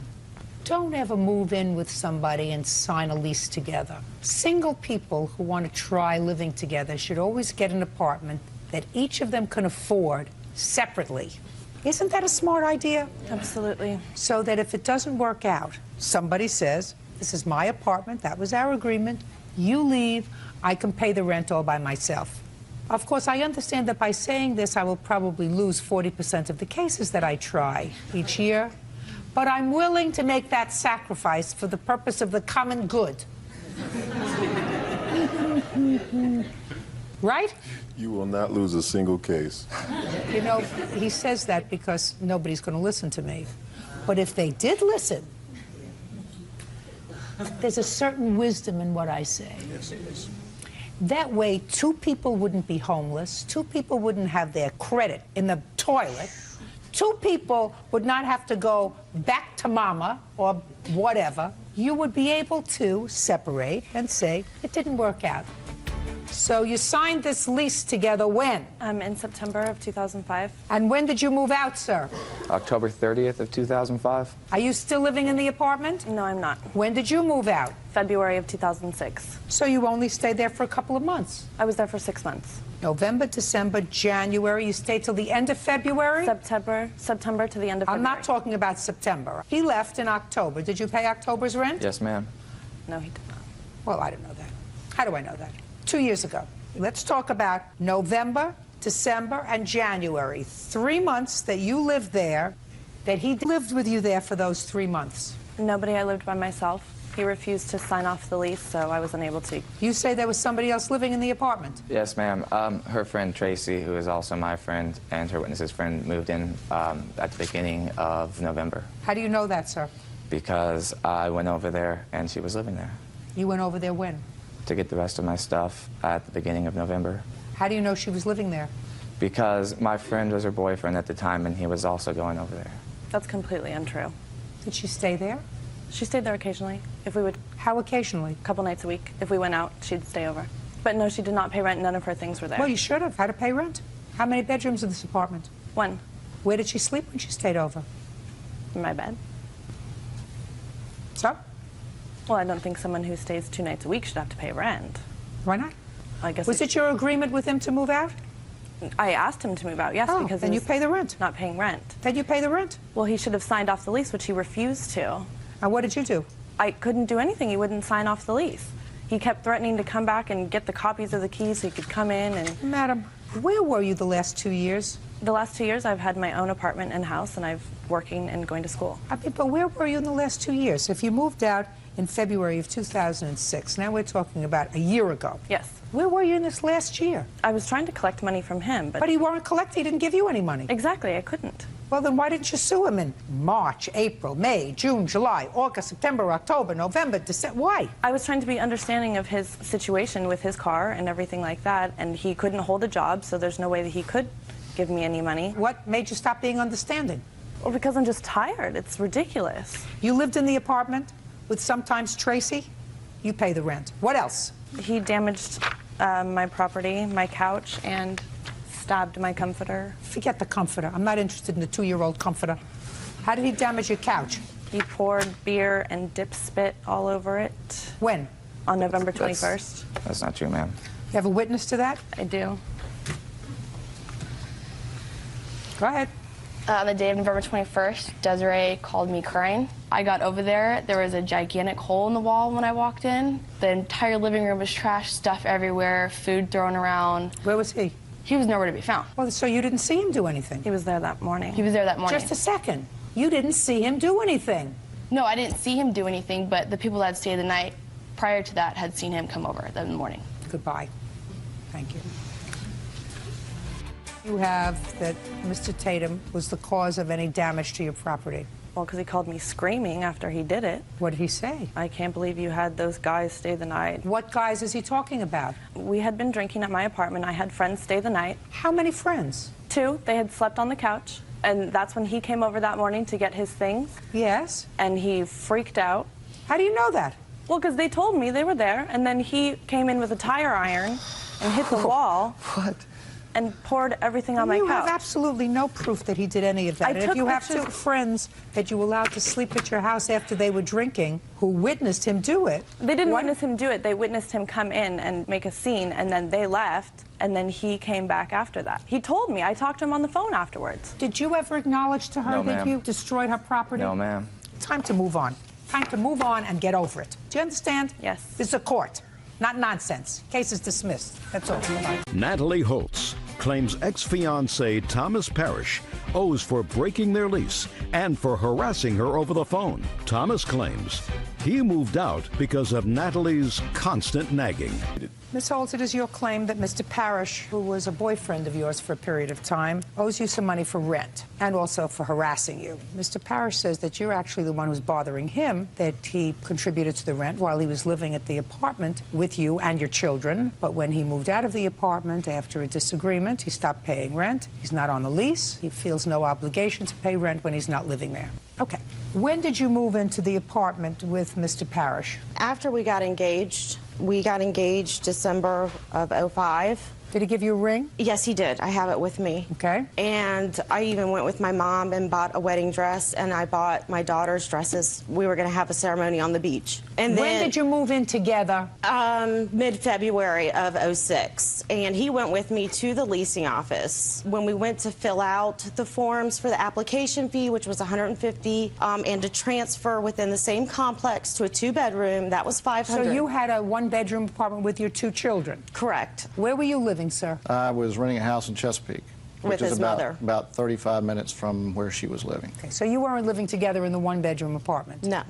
No. I'm looking at him. Sorry. You moved into the 2-bedroom apartment in February of 2006, and the lease was in your name only. Correct, but we had discussed, we had an agreement that we would rent the 2-bedroom together for 1 year to save up money to buy a house for after we got married. Good. And he paid half the rent for 10 months. Right, I got you. While he lived there. Right, correct. And he paid the rent faithfully, half of the rent, despite the fact that he's only one person out of 4 living in the apartment, correct? That's correct. Yeah, but they were minors. I don't care if they're minors or not. He's one person out of 4. Correct. Living in the apartment. You get child support for your 2 children? I get for 1 child because he has them half of the month and I have them half the month. So you get child support for 1 child? Correct. How much? $400 a month. Okay. And he paid half of the other expenses on the apartment for the 10 months that he was living there? Yes, he did. He paid half the utilities. Half of everything? Yes, ma'am. All right. Now, what happened when he moved out? He didn't give me any notice. He just... So you must have had a disagreement. We got into a fight. About what? I had asked him to do the dishes, and he was watching TV. Just you could get a turn. And I waited about 2 hours. He still hadn't done it. So I went ahead and did it. And I got upset with him. I said, thanks a lot for helping me out around the house. You know, you eat on the dishes too. And he said, well, I was going to do it. I didn't know there was a time limit. And he started yelling at me. My youngest daughter was home. He was yelling in front of her. So I'm like, well, I don't want you yelling around her. He said, well, then I won't. And he went and where are you going? He's like, I'm moving out. He gave me no notice. I said, what do you mean? Are you going to a hotel room? And he's like, no, I'm moving out. I'm not coming back. Ms. Holtz, there must have been some clue to you prior to that things weren't going well. We had had a few disagreements, yes, about... So things were not going well? Correct. Well, you don't want your children to be involved with that sort of hostile environment, do you? No, but he had only yelled one other time in a year and a half. And well, it that's wasn't fine. That's fine. Day occurrence. That's fine. You don't want it to get any worse, do you? You don't want your children in an environment that's not healthy. No, that's why so that it would be a so that it would be a good idea that he left. Yes. I would agree with that. But I felt he was obligated for the last 2 months of the rent. Where are you living now? I just moved to a smaller apartment that I could afford on my own. Just a second. How much rent was this apartment that you moved into together? $1,203 a month. And how much was the rent in the apartment that you had been living in? It was $988. The one bedroom, and my new rent is $895. So the difference in rent was $200 a month between the one bedroom and the two bedroom. Right, but if we wouldn't have gotten engaged, I wouldn't have gotten that apartment. I would have gotten something I could afford on my own. Listen Your to Honor. me. I look at objective things. Objectively, you were paying $1,000 on one, and this is $1,200. And I knew I couldn't afford it if I didn't have a roommate, or if we hadn't gotten engaged. I would have gotten a smaller apartment on my own. Good. And I also I have bank checks for the transfer fee and the application fee, which he agreed to pay half of. And I also have harassment. I want like $1,000 for phone harassment. I have phone records of him You calling. mean after, just a second, Ms. Holtz, do you mean to tell me after he moved out, because he said he wanted it over? Correct. He started calling you? You didn't call him? No. Just a second. Just listen to me. You just listen to me. You didn't call him? No, Your Honor. He called you? Yes, and I have tape recording of it, calling me terrible names. You never called me. Just a second. Mr. Parrish. Yes, ma'am. When you left, sir, it is your claim that Miss Holtz called you. Yes, ma'am. What did she say when she called you? She called me a lot of adjectives that I won't use here, and I left. The reason I left was more than just the dishes. Go ahead, sir. To back up and give you some background of just that day, I won't be long-winded. It was a Sunday morning. I had some work to do. I was going to do it early in the morning. Instead, I put that work off until the afternoon. While she laid in bed, I did the dishes, fed the kids, cleaned the kitchen, did 2 loads of laundry, put all that away, spruced the house up while she's still in bed, asked her if there's anything else I can do before I went and did my work. No, everything's fine. I went away and worked it took me about 3.5, 4 hours. I came back. What kind of work did you do? I'm a small contractor. Go ahead. It took about 3.5, 4 hours. I came back. The NFL football playoffs were on. I watched the second half of the first game. The next game was the Dallas game, which I'm a huge fan. She knows that. I sat down to watch that. In the meantime, she had gone in the kitchen and started going off about everything. I had left a Walmart receipt on the counter from where I bought some groceries the day before, which I bought my share and then some of the groceries for all 4 of us. She started griping about the receipt on the table. You know, why'd you leave this receipt here? You want money from me? I said, did I ever ask you for money? Is this why you left the receipt? She on and on and on. This goes on for over an hour. It's not true, Your Honor. Shh, don't interrupt him. After the conclusion of that, she goes and stands in front of the television, or not directly in front of it, but right beside it, hand on her hip, and says, you've watched one football game, now I expect you're going to sit here and watch another one? And I looked at her and I said, yeah, I'm going to watch another one. You know, I'm a Dallas fan. I'm going to watch the game. And she said something, and that was it. That was the straw that broke the camel's back. I got up. I had some shirts and some clothes in the apartment. She goes, what are you doing? I said, I'm leaving. I've had enough. Your Honor, he never works on Sundays. He hates working on Sundays. He did not go to work Your Honor, day. What difference does it make whether he Because went to he's work or lying. not? It's showing that he lies. I did go to work. Ms. Holtz, if something doesn't make sense, it's usually not true. And what doesn't make sense to me is I listened to him only for a couple of minutes, and I've made a judgment, because I'm usually good at making judgments, that he's not a nut. Thank you. You haven't heard this. Oh, I don't think he's a nut. I think maybe he was stretched to the limit, but I don't think he's a nut. And I think when he left, he probably would have left you alone. But you started bugging him because you were angry, just as you are angry right now. You are so angry right now, you can't even contain yourself. I'm just nervous, Your Honor. You're angry. You're still angry. I'm angry at what he called me, yes. He called me very vulgar and obscene things, and I don't deserve that. I'm going to ask you again. to answer my question and answer it honestly. After he left that day, who called who first? He called me. First. Yes, he called me 27 times. Just a second. So what did he say, Miss Holtz, when he called you after he left? He said that I only think about myself, that I'm a self-centered, and I can't repeat what he called me. And yes, I did call him once. I asked him for my key back. Just a second. My question was, who called who first? He called me first. I have the phone records. You have a phone record that shows all your outgoing calls? Yes, I do, but his is first. Great. Let me take a look at what you have. Put a mark next to where you called him. I'll put a star where I called him. All the other check marks are him calling me. Just go back to the beginning. The beginning is where he left on the 6th.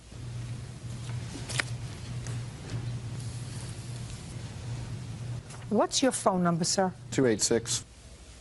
At your mother's house? That's my cell phone. That's the only. At your cell phone? That's the only phone I use, yes, ma'am. Well, on the 6th, madam, 286 is outgoing. It says incoming. Outgoing, outgoing, outgoing. Then you have a couple of incoming. But on the 6th, I want you to point to where I've checked this off, please, and let her look at it. All the highlighted ones. Okay. I'm not talking highlighted. Look at where I made the check marks. That was in the afternoon. He was still home. Or he was still, he hadn't moved out yet. That was in the afternoon. Why would she call me if I The was next still day. home? It's the next day when he started harassing me. Listen to me. Okay, give it back to me. Incoming, incoming, incoming, incoming. These are all incoming. Miss Holtz, you don't want me to think you're a nut, do you? No, ma'am. On the 6th, according to you. That night. I'm speaking. You called him at a time when you said he wasn't out working, because you said he doesn't work on Sundays. So clearly, you called him at that cell phone number, 216, 252, and 252. Yes, he went to the grocery store. So what'd you call him 3 times for? He called me, and I called him back on several occasions. So we went to the grocery store for whom? For all of us. We all had to eat. So he was out on family business? Yes, before we got in a fight. Yes, ma'am, he was. After I finished working. Just a second. Okay. Then the next phone call on the 7th of January was a phone call from you to him at 8:09 p.m. and he called you back at 8:29. You called him first. Then you called him at 9:10 p.m., 6:59 a.m., 7:30 a.m. He wouldn't return my call to get my key back, Your Honor. Please. And I have the text messages right here of all the incoming text messages in Okay, Miss Holtz, I'm day. gonna listen to me, madam. You got to get over it. Get over it. It's okay to call somebody the B word and the C word? Get over it. Sticks and stones break your bones. Names will never hurt you. Did your mother ever teach you that? You have to get over it. It's finished. You may be angry. You may be angry that you devoted 10 months of your time to him. He may not have said nice things to you. I mean, you can tell. I've had 24 calls since the 9th on here. Listen to me. Listen to me. I'm looking at your phone records. I don't have them. You called him first. To get my key back and my mailbox key back. Change the lock. What? Go ahead. I just want to clear up a couple of things. You've done a nice job of clearing up the harassment. First of all, I don't understand her suing me for ever how much she sued me for, $1,200, $1,300, whatever it is. I could understand if she was going to sue me for bigamy.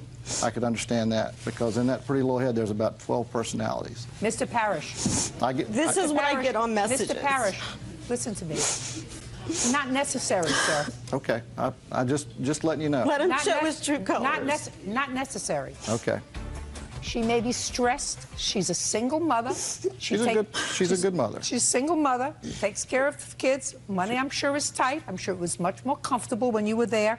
I understand. Much less stressful financially when you were there. You're not there anymore. A life she anticipated is over. But I don't think that you're responsible for any rent when you weren't living there. I think that you took care of more than your fair share of the bills when you lived there in a family that was really not yours. You left. The responsibility is hers. She was angry. And these phone records do not support harassment on your part, sir.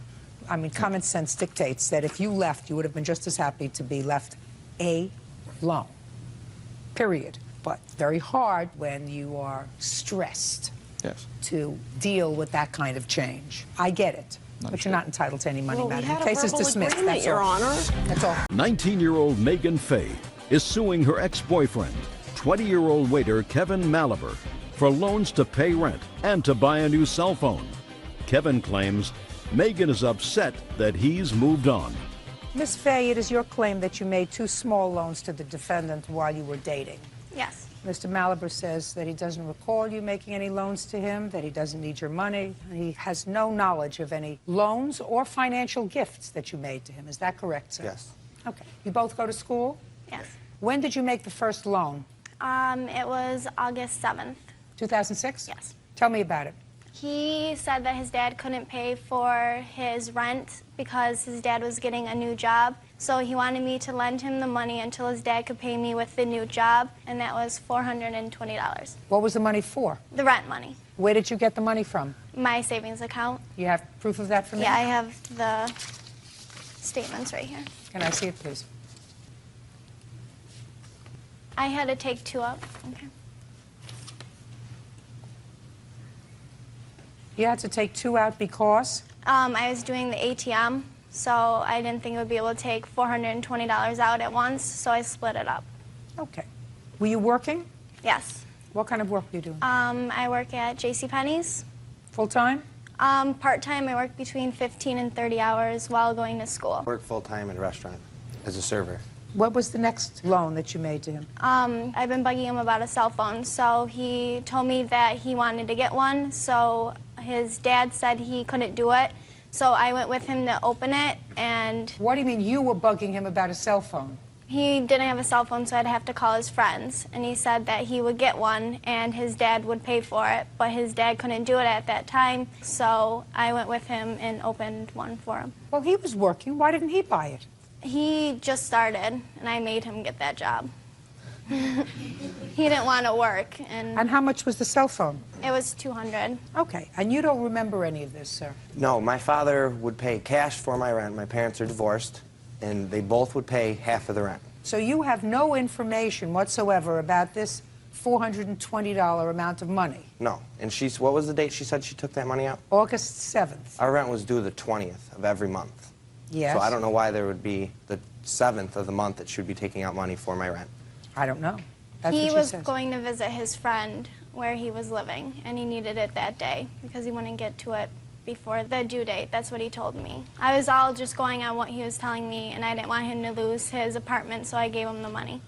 Okay. Now, Miss Fay, you claim that after he refused to pay you back because you had some disagreement about his going out with somebody else, you contacted his father. Yes. And how did you contact him? I had a cell phone because Kevin would use my phone to call his father and his mother. So I called his dad hoping he would be able to help me out. And did you speak with him? Yes. And what did he say to you? He said that he couldn't help me, that he talked to Kevin, and Kevin wanted to do this on his own because he was 20, and that if nothing happens, he told me that I should do small claims court. That's what his father told you? Yes. What's Because he your didn't want father's to help me telephone out. number, sir?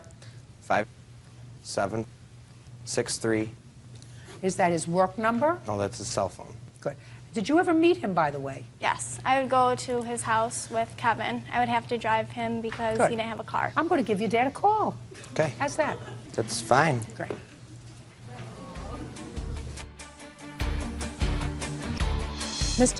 This is Judge Judy Scheindlin. How are you?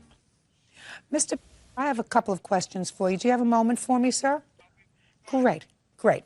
Do you remember sometime several months ago receiving a phone call from Miss Fay, your son's former girlfriend, Megan Fay? She discussed with you some money that she said your son had borrowed from her? Did she tell you how much he had borrowed? Did you agree to pay her that money? And did you speak to Kevin about it? And what happened? Okay. Did you tell Miss Fay that if he owed her money, that she should sue him? I absolutely agree with you, sir. You've met this young lady before, is that right? Ever had any difficulty with her before? Seemed like a nice young lady? Very good. Thanks very much. I appreciate your assistance. Bye-bye now.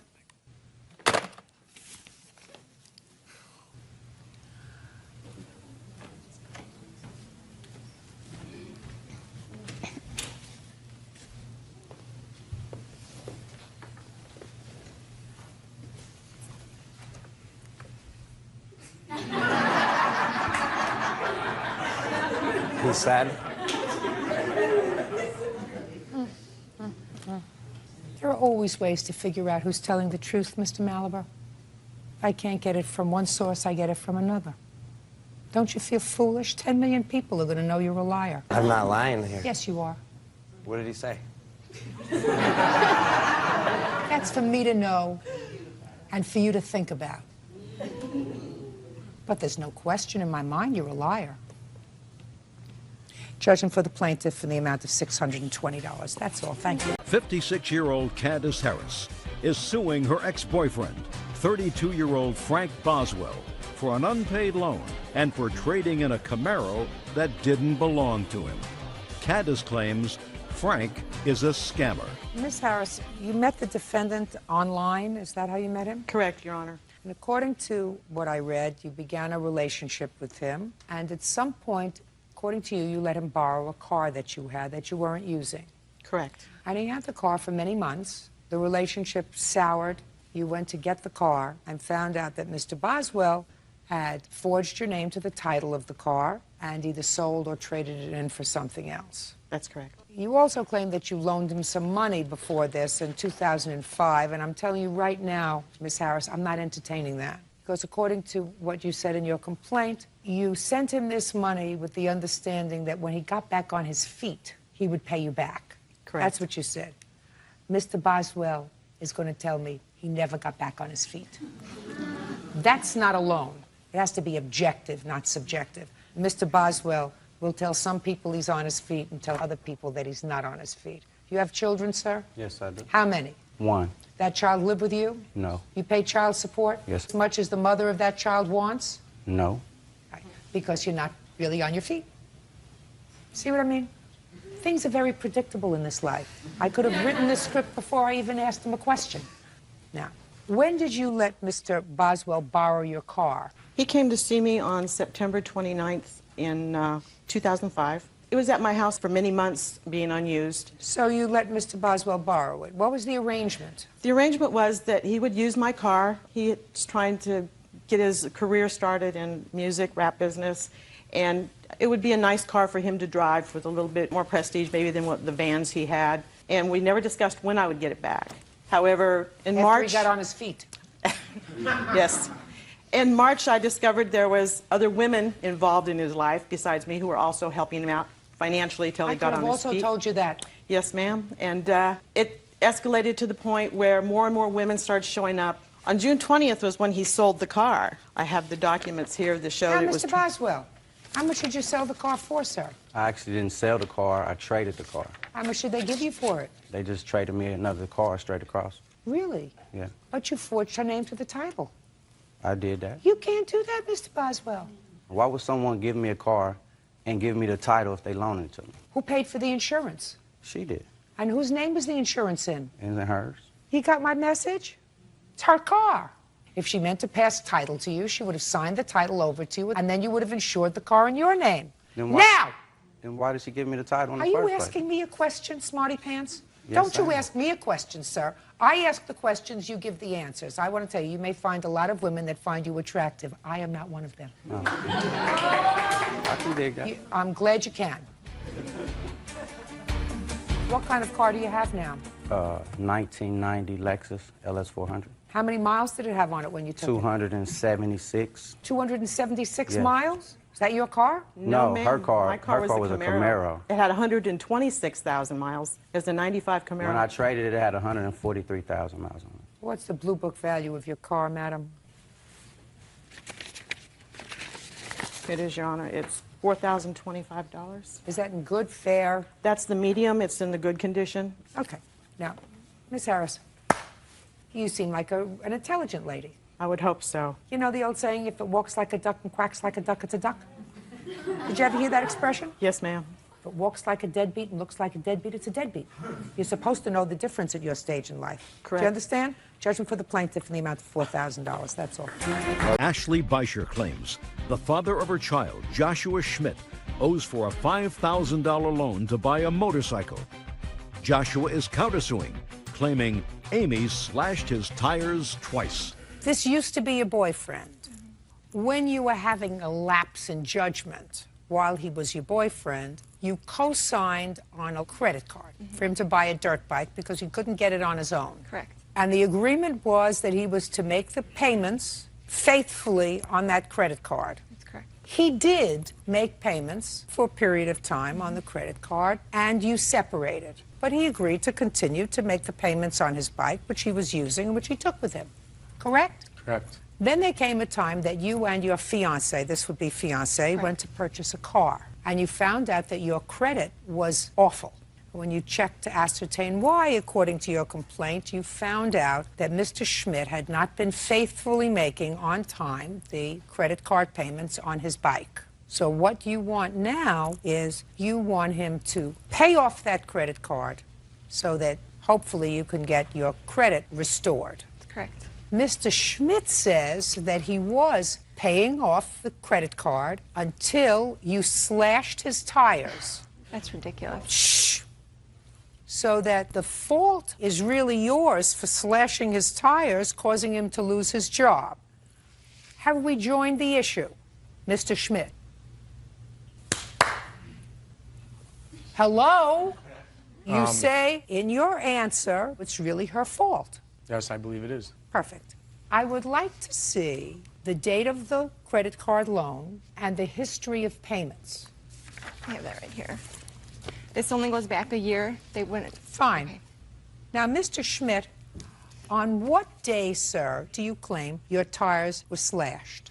On May of 2006, I had 2 tires on my vehicle that were slashed. And then October of 2006, I had another tire slash on my car. Just a second. After which incident, sir, did you lose your job? The second. So it's really the October of 2006 incident that you claim caused you to lose your job Yes. and fall behind in your payments. Yes. So it would be a fair statement, sir, that it wasn't until October of 2006 that you started making either late payments or skipping payments or anything else. Up until that time, they were okay. Correct. Okay, good. Your Honor, can I point something out? Shh. Maybe, if I need some help. Well, sir, in September of 2006, which was before your tire was slashed, you had a late fee of $39. Okay. That's before, right? Yep.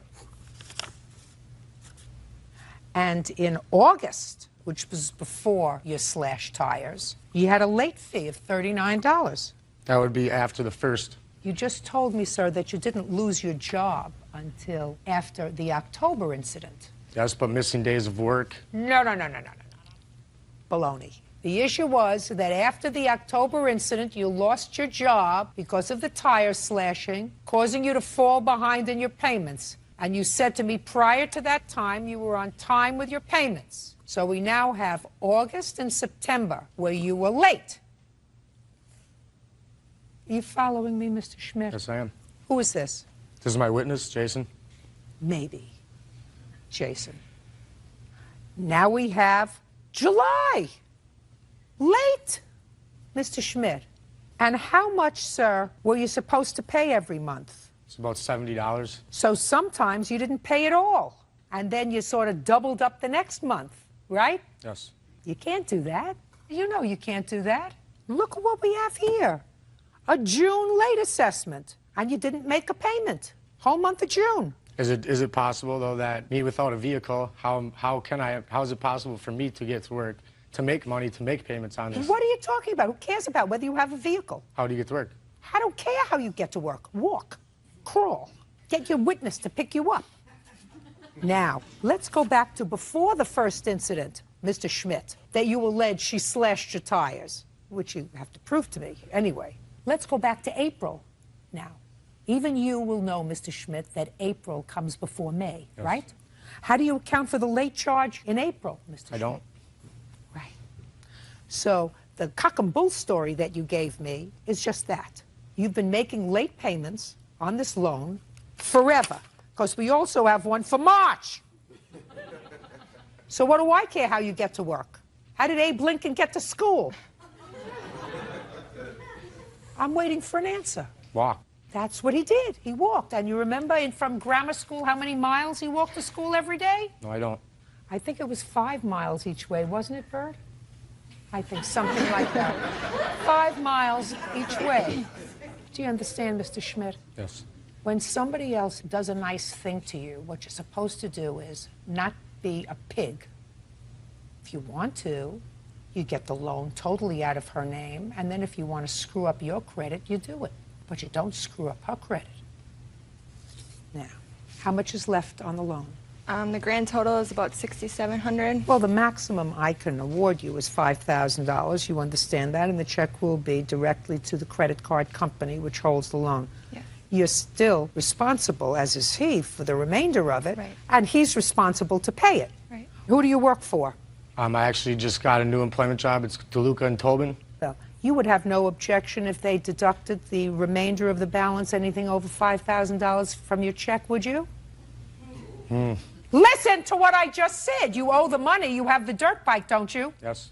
The maximum I can give her is $5,000. That will be made directly to the credit card company. You still owe them about $1,600. Are you prepared to sign an authorization to allow them to take the remainder of the money at periodic payments out of your check? Yes. Perfect. We will prepare that order and send it over to the drilling company and any other company that you might work for subsequently. Do you understand? Yes. Okay, let's get to the slash tires. Did you slash his tires in May? Absolutely. You don't look like a tire slasher. No. You didn't see her slash your tires, did you? No, I didn't. Did you? I did not see her, no. Step up. Your name? Jason Jason what? Moyer, How do you know her? through him. When was the last time you had any contact with her? While. A while is not a month, Well, a I year. don't talk to her, but I've seen her around town. When was the last time you had contact with her? Last fall, or around there. Tell me about that contact. Well, Look I was, at me. I was at the bar and I had walked by and Bar, what bar?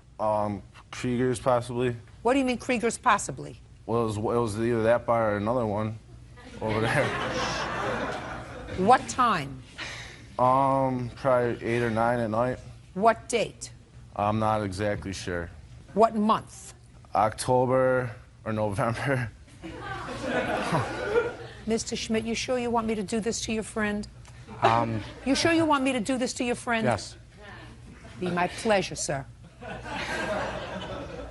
You're walking by the bar that you don't know on a date that you don't remember, in a year that perhaps you remember, and tell me what you believe you have that is germane to this case. Well, I had heard her and her friends laughing about how his tires had been popped. Yes? Yeah, so I assumed she had something to do with it. Oh, well, then you assume. Good. Do you have anything else that's germane to this case? I did pick him up for work, too, a couple times. I don't care. Sit down. You have anything else on the tire slashing, sir? I just have a copy of, actually, no, I do not have Good. this on me. Thank you very much. Your counterclaim is dismissed. You owe $5,000, and we will prepare an order for the remainder of the $1,600 to be deducted automatically from your check. Forward that to your employer with my love and hugs and kisses. Thank you very much. Goodbye. Alan and Terry Voss Nunes are suing Melissa Moley for the value of a pool table and bedroom set they sold her. The couple claims Melissa ultimately canceled her check. Mr. and Mrs. Voss Nunes, you sold the defendant your home. Yes. And when you sold her your home, she also purchased a bedroom set and a pool table, independent of the purchase price of the home. I assume after the closing you moved out and she stopped payment on the check. That is correct, Your Honor. You want the money for the bedroom set and Absolutely. the pool table. Mrs. Moley says that the pool table was misrepresented to her as a slate pool table, and it's not a slate pool table, it's something called Slatron, and she's not paying for it. Was there a separate bill of sale for the furniture? No, Your Honor. And did the contract for the sale of the house provide anything about furniture? No, Your Honor. Miss Moley, how many times did you see the house before you purchased it? A few times. Well, what's a few? A couple is two. A few is more than two. Yes. Usually more than three. Yes, few. Let's pause for a moment, and I want you to think how many times you were in the house before the closing.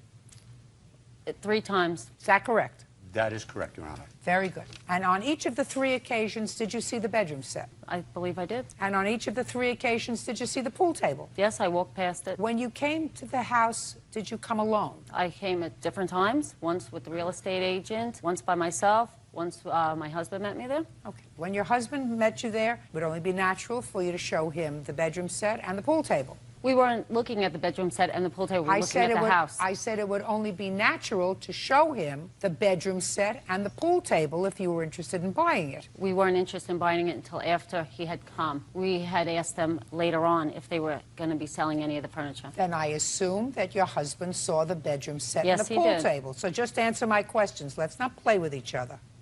And I assume that when you went home with your husband, you discussed whether or not you would buy any of the furniture. That would be a logical thing to do. Yes. And both you and your husband decided that if they were prepared to sell the bedroom set and the pool table, you were interested in purchasing it. I decided that, yes. You decided that independently of your husband? Yes, I did. You felt as if you had the expertise to do that all by yourself? Expertise as far as what? I just decided I was going to buy it. And you made that decision yourself. How old are you? 39. What kind of work do you do? I stay home with the kids. And your husband? He works for Verizon. And who makes the financial decisions in the house? I do. Okay. Now, on what date did you make this arrangement to sell the furniture, the pool table and the bedroom In set? mid-January, after the contract and the approval to purchase my home, Ms. Moley had sent a piece of paper explaining she had interest in the bedroom set. May I and the see the pool piece of table. paper? Do you have it? And then on... You don't have the piece of paper. On No, I don't, Your 2/28, Honor. she wrote a check. Can I see it, please? Yes. That would be February 28th. Yes, ma'am. But prior to that, on 2/18, she did come to the house the first time initially to view the bedroom set and the pool table with her son, and we opened our home to her. Just one second. Yes. Miss Moley, did you write this out? Pool table furniture? Yes. So this is your contract? Yes. You have no other written contract? No. Real cases, real people. Judge Judy. Alan and Terry Voss Nunez say they sold a bedroom set and a pool table to Melissa Moley. They claim that several days later, Melissa canceled her check. You paid him $900 for a pool table and furniture? Yes. Furniture that have his reference to as the bedroom set? Yes. Okay, and you canceled this check? Yes, and I gave them a new check for the $450. I tried to reach them by telephone. We went to closing on the 28th. On the 1st of March, I called Terry Voss Nunez on her cell phone, which she had given me. I left her a message stating that I was disappointed the pool table was not slate, like she had told me. She didn't call me back until 8 days later. So I attempted to reach them, couldn't get them. 8 days later. Miss Moley, listen to me. You are responsible for this. This is your contract. Absent another writing, this is your contract. You agreed to purchase a slate pool from table. them. No! It doesn't say slate pool table. It says pool table. It doesn't say new. It doesn't say 2004. It doesn't say green. It doesn't say. It says pool table and furniture from them for $900. This forms your contract. And when you buy secondhand furniture, if you want to be specific, you can either do one of two things. You can have an expert come and look at it before you purchase it. That you can do. Who are you? I'm her brother, Your Honor. Did you look at it before she purchased it? She had called me on the phone. May I stand up? Sure. She had called me on the phone, and she asked me that they're selling the pool table. I said, if it's slate, she says $450. I said, if it's slate, it's a score, buy it. If it's flake board, do not buy it. The humidity in New York will destroy it. It's no good. It's not worth anything. Well, why didn't you come and look at it? Because I live a distance away, and she was making that decision immediately, and I told her, do not buy it. She called them up. To confirm it, is it slate? Listen to me. Sit down. You weren't there when she called them?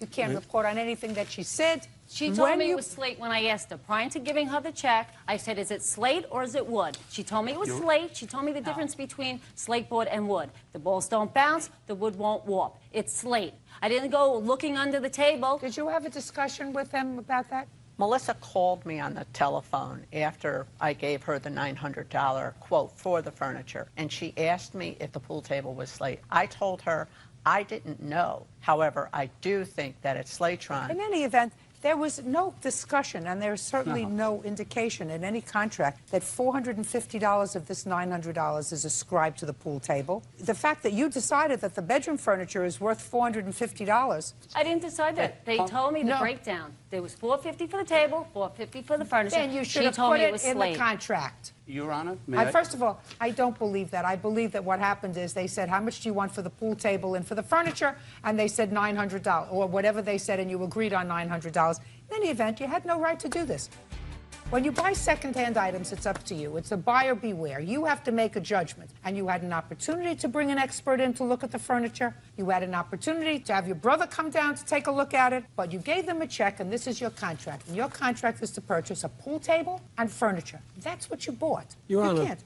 I'm sorry. She was tricked. She Listen was to duped. me, sir. Tricked. Yes, I was. I was told it was slate, and it's not. And Mr. Vasnunez wasn't there. Listen to me. Listen to me. Neither was he. And what your brother said to you was, listen, if they're selling you, if they're dumb enough to sell you a slate pool table for $450, it's a score. No, to quote that's his, true. That's exactly what he just He said did to say me. that, but it costs money. I'm speaking. That's what he said. He said, sis, if they're willing to sell you a slate pool table for $450, these idiots, it's a score. It's a steal. Buy it. So you thought you were getting a real bargain. That's what he told me. Judging for the plaintiff and the amount of $900. That's Thank all. you very much, Your Honor. Verna Rittenauer claims her estranged son-in-law, Brian Hill, owes for a loan and babysitting fees. Brian says Verna and her daughter are deadbeats. Ms. Rittenauer, Mr. Hill is your soon-to-be ex-son-in-law, and it is your claim that he owes you for a small loan that you made to him to pay his mortgage and for some babysitting services for your 3 grandchildren. Yes, ma'am. Mr. Hill says that the mortgage payment was your idea. There was never any discussion of repayment for it, and he's going to tell me the story about the babysitting services. I want to start with you, Mr. Hill. How long have you been married? Since '95. And how old are your children? 10, 7, and 12. How long have you been separated from your wife? Since '05. And how long have the children been living with you? You have custody Since of '05. Since '05? Yes, ma'am. Did your wife leave the house? Yes. Did she have somebody else? At the time, no, I don't know. I don't think so. But she left? Yes. And she left you with the children? Well, when she originally left, she took the kids with her. The kids wasn't happy living with Miss Rittenauer here. The kids told Tina this many times. Tina told me over the phone that I could have custody. We went to court for the custody. That's not true, Your Honor. Just a second. Was custody adjudicated in court? Yes. When we went That's to all I court. have to hear. Custody was adjudicated in court? Yes. Did you and your wife make an agreement with regard to the custody of the children? Yes. So it was resolved between the two of you that you would have custody and she would have visitation? Yes, ma'am. Do you get child support for the children? It's court ordered, but I haven't received the first check yet. And how long has it been since you got child support from their mother? I believe it was April or May of last year, '06. Now, Ms. Rittenauer, when do you claim you made this loan to Mr. Hill with regard to the mortgage payment? 7th of 2006. Tell me about it. Mr. Hill was at my house stating that him and the children wanted to move back to his home because he was living with his mom, but he didn't have the money for the mortgage payment. I stated to Mr. Hill that I would lend it to him. He come back and said that he did not want any handouts and that he would pay me back. And I stated that he can make payments, and I haven't received a penny from Mr. Hill. Your Honor, that's wrong. Okay.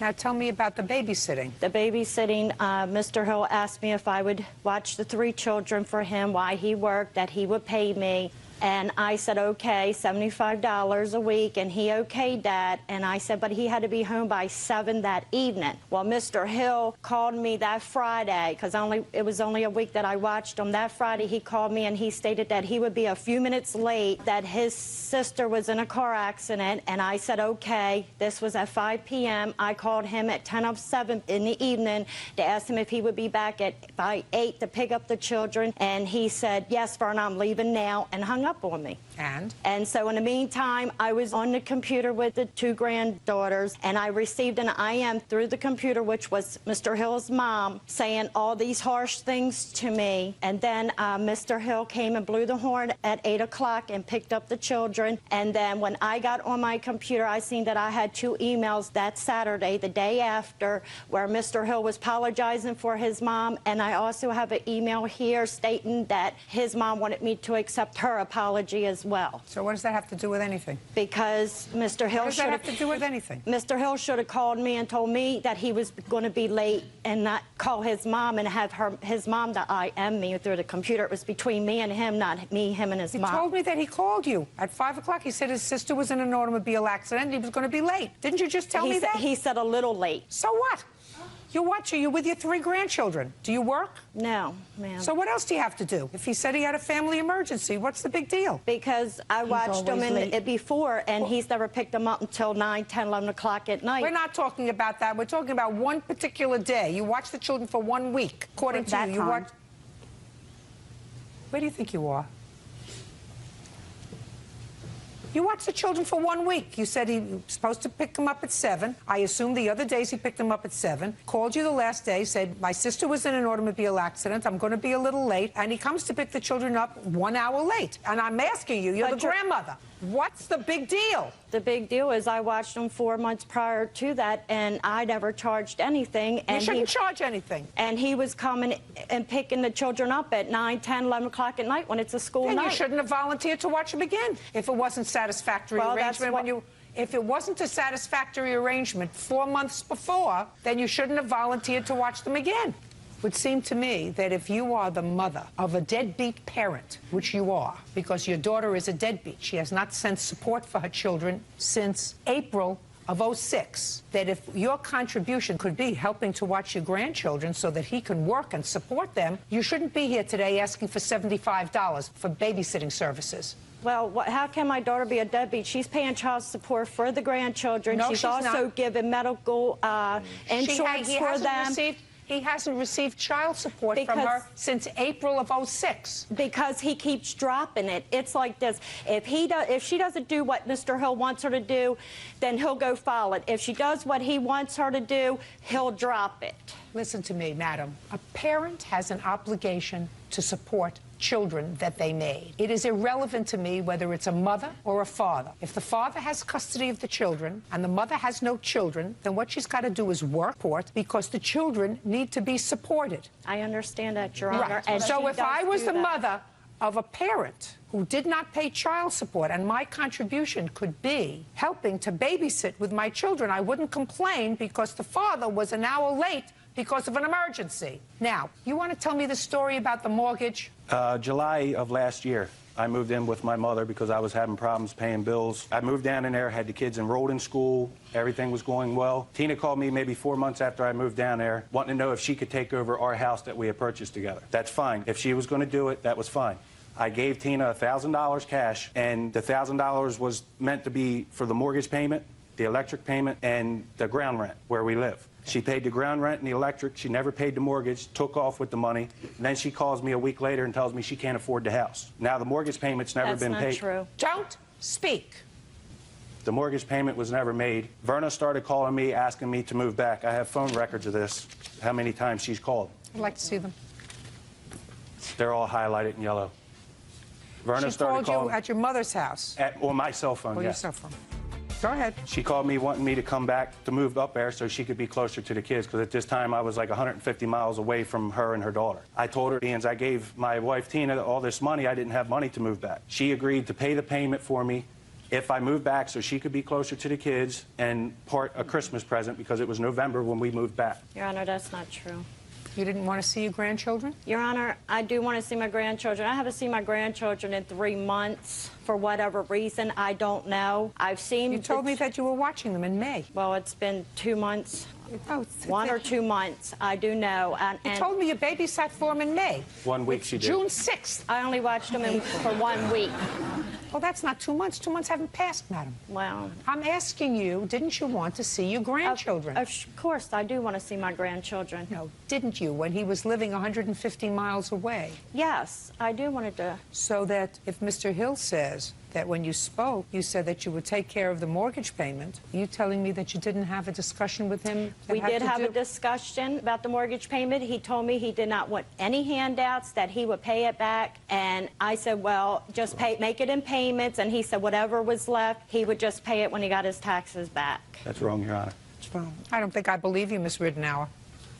I don't think I believe you at all. And what I find ludicrous is that you seem to have a reasonable relationship with your daughter because your daughter is here with you. And I assume that because she's here with you, you have a reasonable relationship with her. But you have 3 grandchildren. And why in the world would you want to antagonize over what amounts to no money? Certainly, you're not out any out-of-pocket money with regard to the $75 for babysitting services. Worst thing that you did was you took care of your grandchildren for a couple of days. Big deal. So the worst thing that you're out is a few $100s for a mortgage payment that allowed the grandchildren to be closer to you and your daughter. You would antagonize the custodial parent of your 3 grandchildren. Antagonize him. Your Honor, they even called Child Protective Services on me. No, I most certainly did not. One of them, too. We did not. Since I moved back in November. No, I most certainly did not. Since I moved back in November, them 2 are the only ones that have been in my house. When I was moving back, I was carrying a dresser down my hallway. I tripped, and my back hit the wall, which put a hole in the wall like about that big. Whoever called Child Protective Services told them that I was abusive, that I didn't have food in the house, that the kids were going to school dirty, there were the hole in the wall, stuff, you know, just made up a bunch of stuff about me. Well, Child Protective Services have a lady in my kids' school all day, every day. That is not true, Your Honor. This lady sees my kids all day, every day. The lady pulled the kids out of class, asking them a bunch of questions, if I ever hit them, if we have food. And the call went through to Child Protective Services on April 16th. April 12th is when we went to court for child support.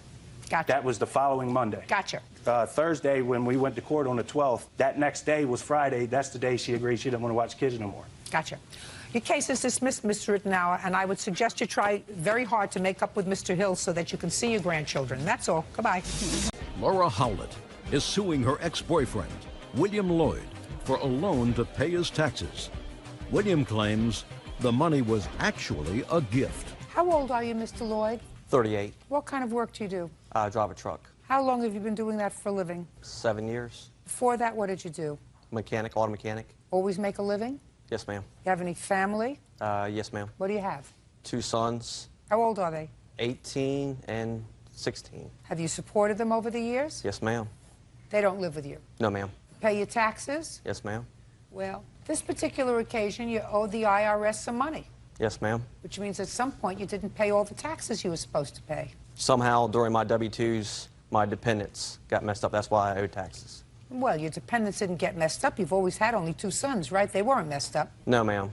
Talk about on the regular taxes you filled at the beginning of the year. I had more dependents on it than what I should have. That's why I owe taxes. Well, when you had more dependents, where did you get them from? Ma'am, I only have 2 children. Right. So how could you have more dependents? I filled out the paper wrong for my taxes. Fine. And whose problem was that? That was mine. And whose mistake was that? That was mine. Whose bad was that? That was my bad. Now, Miss Howlett, this is your case. Yes, this used to be your boyfriend. Yes. And he had this debt to the IRS. Mm-hmm. You paid the debt according to the IRS for him. I did. And you want him to pay you back. And Mr. Lloyd says it was very nice of you to pay that debt, but it was a gift. You took that upon yourself, and he has no intention of paying you back. Not at all, no. So, how long did you know him before you paid this debt? We started dating in May 2006, and I paid the debt August 24th, 06. You a working lady? Yes. What kind of work do you do? I'm a dispatcher. Trucks? Yes, for a petroleum company. Is that the trucking company he works for? No. No, ma'am. Mm-mm. Sorry. Do you ever watch this program? I do.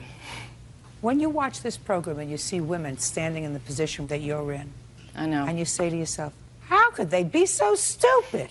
What did they see in him? Why would they want to take their hard-earned money and give it to that piece of nothing? I would never do anything so stupid. Didn't you say that to yourself? I did, and I'd say it to myself now, about myself. So tell me how it came about. We started dating May 06. We got serious pretty quick.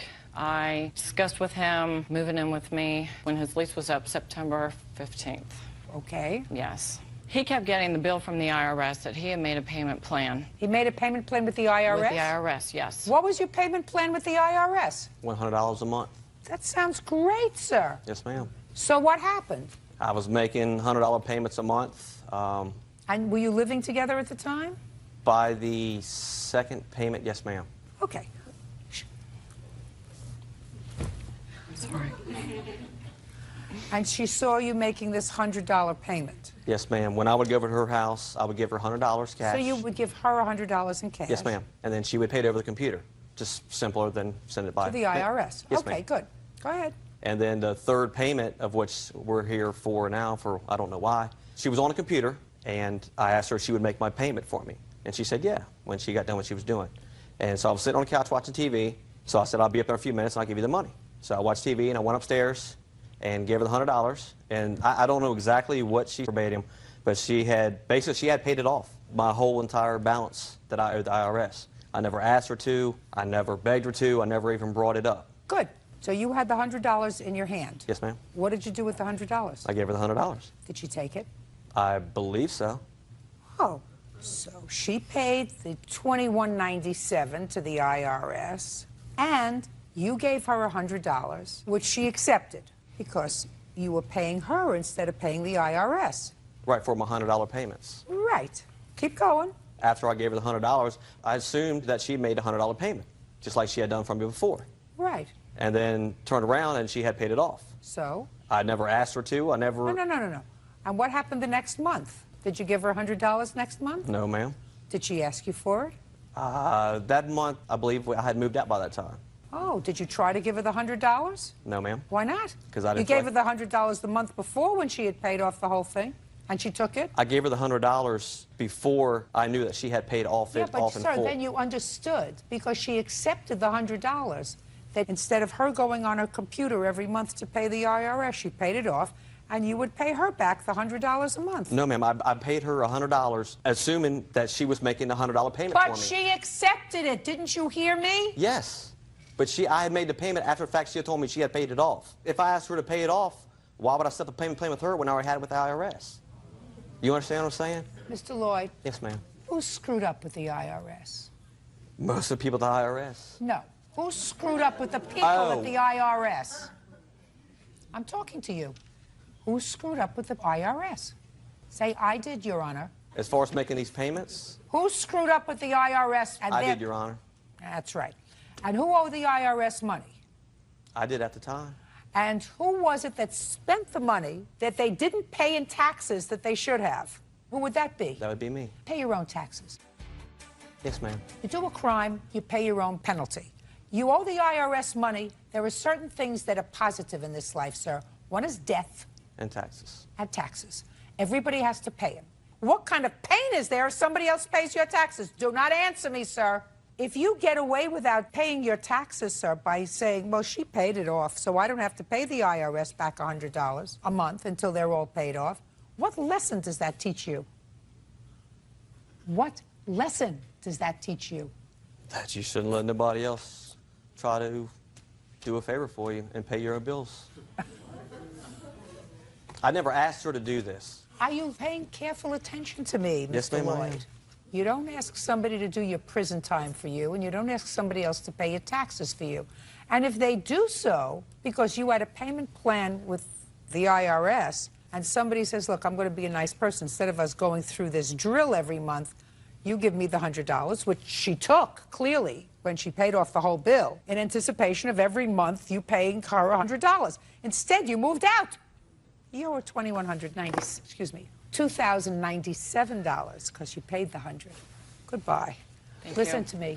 Watch better next time. I will. Thank you. Parties are excused. You may step out. James King is suing his ex-girlfriend, Connie Hilligas, for unauthorized charges she made on his Sears MasterCard. James says Connie took advantage of his kindness. Mr. King, you and the defendant were involved in a relationship, and according to your complaint, you gave her a credit card. The credit card was your sole responsibility. Did it have her name on it? I placed her on the account, yes. The payment of it was your responsibility? Yes. Solely. And it was, for what purpose did you give her this credit card?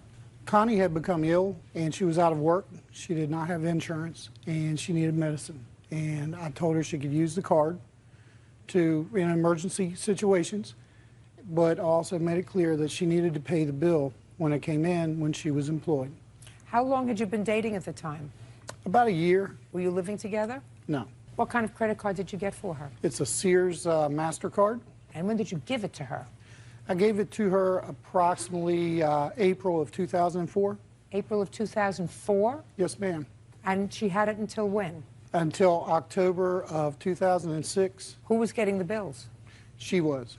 We had put the address for billing to her apartment so that she could pay the bill when it came in and I wouldn't have to bring the bills over to her. When did you terminate your relationship? Probably August of 2006. And between April of 04 and August of 06, you had no knowledge that there was anything happening with this credit card, if there was any delinquency with this credit card, because all the bills were being handled by Miss Hillegas. That's correct. Is that right? Partially correct, yes. Well, were you paying the bills as they came in? Yes, ma'am. The account had been more than once paid it off.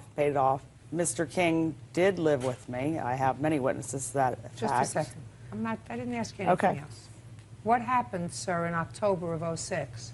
I got a call from Sears Credit Card Services. They said there were some charges on the card that were suspicious. They didn't understand. I spoke with the people there, and they explained to me that there have been balance transfers from other credit cards that were not in my name. Can I see that, please? Do you have it? Yes, ma'am, I sure do, right here. I'd like to see it. Did you transfer balances from other credit cards to his credit card? No, ma'am. As a matter of fact, in June, I actually transferred it onto my account, paid the account off in full. As far as they were normal charges that I use every month. I just asked you a question. Did you transfer any other credit card balances to this balance? No, ma'am.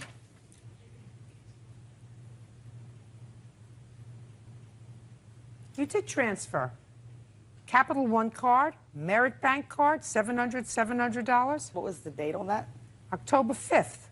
Then you had a charge of $295.52 on October 3rd. So you did transfer accounts. I also have right here a $1,500 payment that I tried to make on the account. I don't care what you tried to do. What I'm telling you is you transferred other accounts to this account. And I tried to reverse them, but Mr. King would not allow me to. And I was informed. Why did you do it to begin with? To try and get this resolved and get this account paid off. How do you attempt? In October. Listen to me. Sure. Come on. How old are you? 42. Don't try to pull wool over my eyes. I'm not. Piddle on my leg. You don't add $1,400 to the account in an attempt to pay it off. It's ridiculous. Those were How also much is bills left he on made. the account? $2,719.47. Okay, and you want your money? Yes, ma'am. Ball's in your court.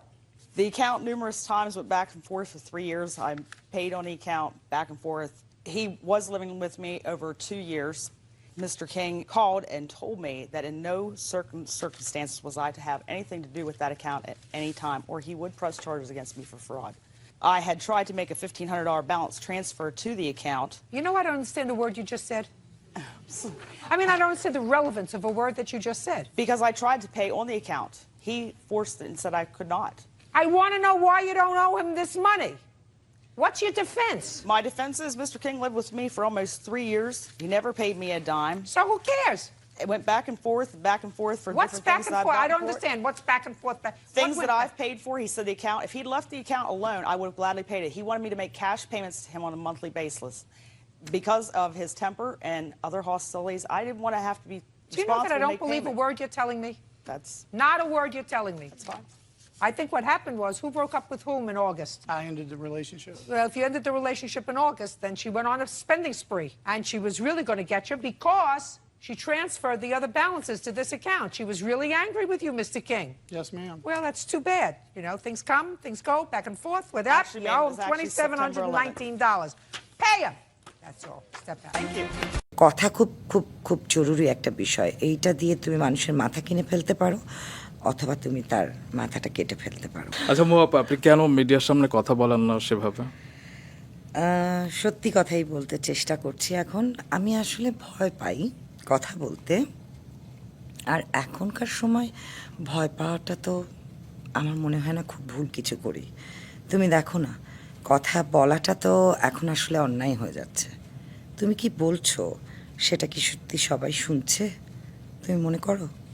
তুমি নিজেও তো আমাকে যখন পরিচয় করিয়ে দিলে এসব কিছু বিষয় নিয়েই কথা বললে, কথাটা কি সত্যি তুমি কতটুকু বলছো বা কি বলছো কেন বলছো পুরোটা কি মানুষে শুনে? আমার মনে হয় না। তাদের মনের মতন করে তারা বানিয়ে ফেলে। প্রথমত আমি ছোটবেলা থেকেই কথা বলতে ভয় পেতাম, তার কারণ হলো আমি শুনতাম যে আমার গলাটা একটু অন্যরকম, এটা একটা কারণ। দ্বিতীয়ত আস্তে আস্তে যখন বড় হলাম তখন আমি ওটা কেটে গেল। এখন যেই যুগে আমরা চলছি সত্যি তো ভয়ঙ্কর কথা বলা। কি করে তোমরা বলছো কথা কেন বলেন না? না বলাই তো ভালো, চুপ করে থাকাটা ভালো না? শুনতে খুব খারাপ লাগলেও কথাগুলো সত্যি আপনি যা বললেন। তবে জাহিদ ভাইয়ের পর্ব প্রচারের পর আপনি আমাকে ফোন করেছিলেন এবং এমন সব সুন্দর সুন্দর কথা বলেছিলেন, ওই প্রত্যেকটা শব্দ ছিল আমার জন্য এক একটা অ্যাওয়ার্ড। আপনার কেমন লেগেছিল সেই পর্বটা? আমার ভালো লেগেছে। আমি খুব ঠান্ডা মাথায় বসে দেখেছিলাম। তখন অবশ্য এত আশপাশের গল্প শুরু হয়নি। আমি একদিন আমাকে জাহিদ পাঠালো এটা, তো আমি সারাদিনের ব্যস্ততার মধ্যে না, আমি রাতেবেলায় ঠান্ডা মাথায় বসে বসে ওটা বসে শুনলাম কথাগুলো। সাধারণত আমি নিজেও মনে করি যে আমাদের আসলে স্ক্রিনের সামনে কথা বলা একটু সচেতনভাবেই কথা বলা উচিত। তো অনেক সময় অনেকগুলো কথাই দেখলাম অনেক সুন্দরভাবেই উত্তর দিয়েছে দুজনেই। তুমি প্রশ্নগুলো খুব সুন্দর করেছো জাহিদকে, এবং ভাল লেগেছে আমার। ভালো লাগার পরেই আমি পরের দিন তোমাকে ফোন করে বললাম ভালো লেগেছে। ইনফ্যাক্ট আমি ওই রাতেই তোমাকে মেসেজ করেছিলাম যে রোমান খুব ভালো হয়েছে। হ্যাঁ, তো আপনার একটা কথা আমি মনে রেখেছি যে মানুষকে কথা দিয়েও কেনা যায়, আবার মানুষকে কথা দিয়েও আসলে মানুষের মাথা কেটে ফেলা যায়, এটা আমি বিশ্বাস করি। এবং আমি এই স্ট্র্যাটেজিতেই চলতে পছন্দ করি, কারণ আমি যেভাবে বড় হয়েছি, যে এই পরিবেশে বিশেষ করে, এটা বোধহয় আমার বাবা মাই বলতেন দুজন, যে কথা খুব খুব খুব জরুরি একটা বিষয়। এইটা দিয়ে তুমি মানুষের মাথা কিনে ফেলতে পারো অথবা তুমি তার মাথাটা কেটে ফেলতে পারো। চিনি খান না বোধহয় গত 15-16 বছর ধরে চায়, এবং আপনার বাসায় নাকি চা খাওয়ার জন্য অনুমতি চাইতে হতো? না, আমাদের বাসায় আমার মা আসলে খুব কড়াভাবে আমাদেরকে মানুষ করেছে সবাইকে। হ্যাঁ, সালোয়ার কামিজ পরা আর চা খাওয়া, এই দুটো জিনিস কিন্তু আমার মায়ের কাছে মনে হতো খুব পাকামো। তো আমরা কীরকম বাড়িতে মনে করো বৃষ্টি পড়ছে, তখন আমরা আমরা তো দুই বোন খুব বন্ধু ছিলাম, আমি আর মিতি। মার কাছে তখন পারমিশন নিত, আম্মু ঠান্ডা ঠান্ডা লাগছে তো একটু সালোয়ার কামিজ পরি। হ্যাঁ, কারণ আমরা ফ্রক পরতাম, হ্যাঁ, অনেক বড় পর্যন্ত। আচ্ছা ঠিক আছে, আজকে বৃষ্টি পড়ছে, তাহলে সালোয়ার কামিজ পরতে পারো। আর একটু তো ঠান্ডা পড়েছে, একটু চা খাই। এই পাকনামি, আমার মার কাছে মনে হতো এগুলো পাকনামি করা। চা দাও, মাথা ধরেছে, এরকম কোনো গল্প আমাদের বাড়িতে কোনোদিন করতেই পারিনি আমরা। হ্যাঁ, আমরা কিন্তু আসলে অনেক বড় হয়েছি। ছোটোর থেকে বড় হওয়া যেটা, সেটা না। কিন্তু কোনো রিহার্সালে যখন আমি যেতাম তখন আমি স্কার্ট পরে যেতাম, যেটা নিয়ে আমার শিবলি ভাইয়ের সাথে একটা এপিসোড ছিল। শিবলি ভাই তখন আমাদের বাফাতে কাথাক শিখাচ্ছেন, আমি স্কার্ট পরে গেছি, কারণ আমি বাড়িতে স্কার্ট পরি, আমার কোনো সালোয়ার কামিজ নেই। এখন আমি ঘুরছি, তো আমার পা বেশ খানিকটা দেখা যাচ্ছে। শিলি ভাই ডেকে নিয়ে আমাকে হাত ধরে এরকম করে আদর করে, আর শিলি ভাই কিন্তু খুব দুষ্টু। শিলি ভাই আমাকে ডেকে আদর করে বলছে যে তুমি স্কার্ট পরে এসছো কেন? আর আমাকে কিছু বলার আগে আমি কিন্তু একটু কান্দুনি, আমি কেঁদে দিয়েছি হিচকি তুলে। তখন শিলি ভাই আমাকে ধরে বলছে কেউ ক্লাসে স্কার্ট পরবা না, একমাত্র ও স্কার্ট পরে আসবে। আসলে শিলি ভাই আমাকে ভালোর জন্যই বলেছিল, কারণ গেটের বাইরে অনেক রকম আজে বাজে লোকজন দাঁড়িয়ে থাকে, এখন আমার কথা হচ্ছে, আমার তো বাড়িতে কোনো সালোয়ার কামিজ নেই। আমার এখন সালোয়ার কামিজ পরতে হলে আমার বড় বোনেরটা টেকে তারপরে পরতে হবে। আর আমার বড় বোন তখন আমার চেয়ে অনেকই বড়, বড় শরীরেও বড়, সে বরাবরই একটু মোটা সোটা। তখন বাড়িতে গিয়ে কেঁদে কেটে মাকে বললাম যে আমাদেরকে সালোয়ার কামিজ বানিয়ে দিতে হবে, এবং শুরু করলাম যে না, এখন আমার নিজের সালোয়ার কামিজ থাকতে হবে, যেটা পরে আমি নাচের ক্লাসে যাব। কত বছরে সালোয়ার কামিজ পাওয়ার অনুমতি? 9-10-এ পড়ি তখন, এবং হয় ফ্রক ড্রেস আর না হলে শাড়ি। তো আমি আসলে বড় হয়েছি অনেক পরে, আর আমি রোগা ছিলাম। তো মনে করো আমি বাফায় যাওয়ার পরে বুঝতে পেরেছি যে সালোয়ার কামিজ পরতে হবে, আমি বড় হয়েছি। নাহলে বাড়িতে তো আমি ছোটই, শর্টস পরে ঘুরে বেড়াই। তার মানে আমরা বলতে পারি সাদিয়া ইসলাম মৌয়ের রূপের রহস্য হচ্ছে চিনি না খাওয়া।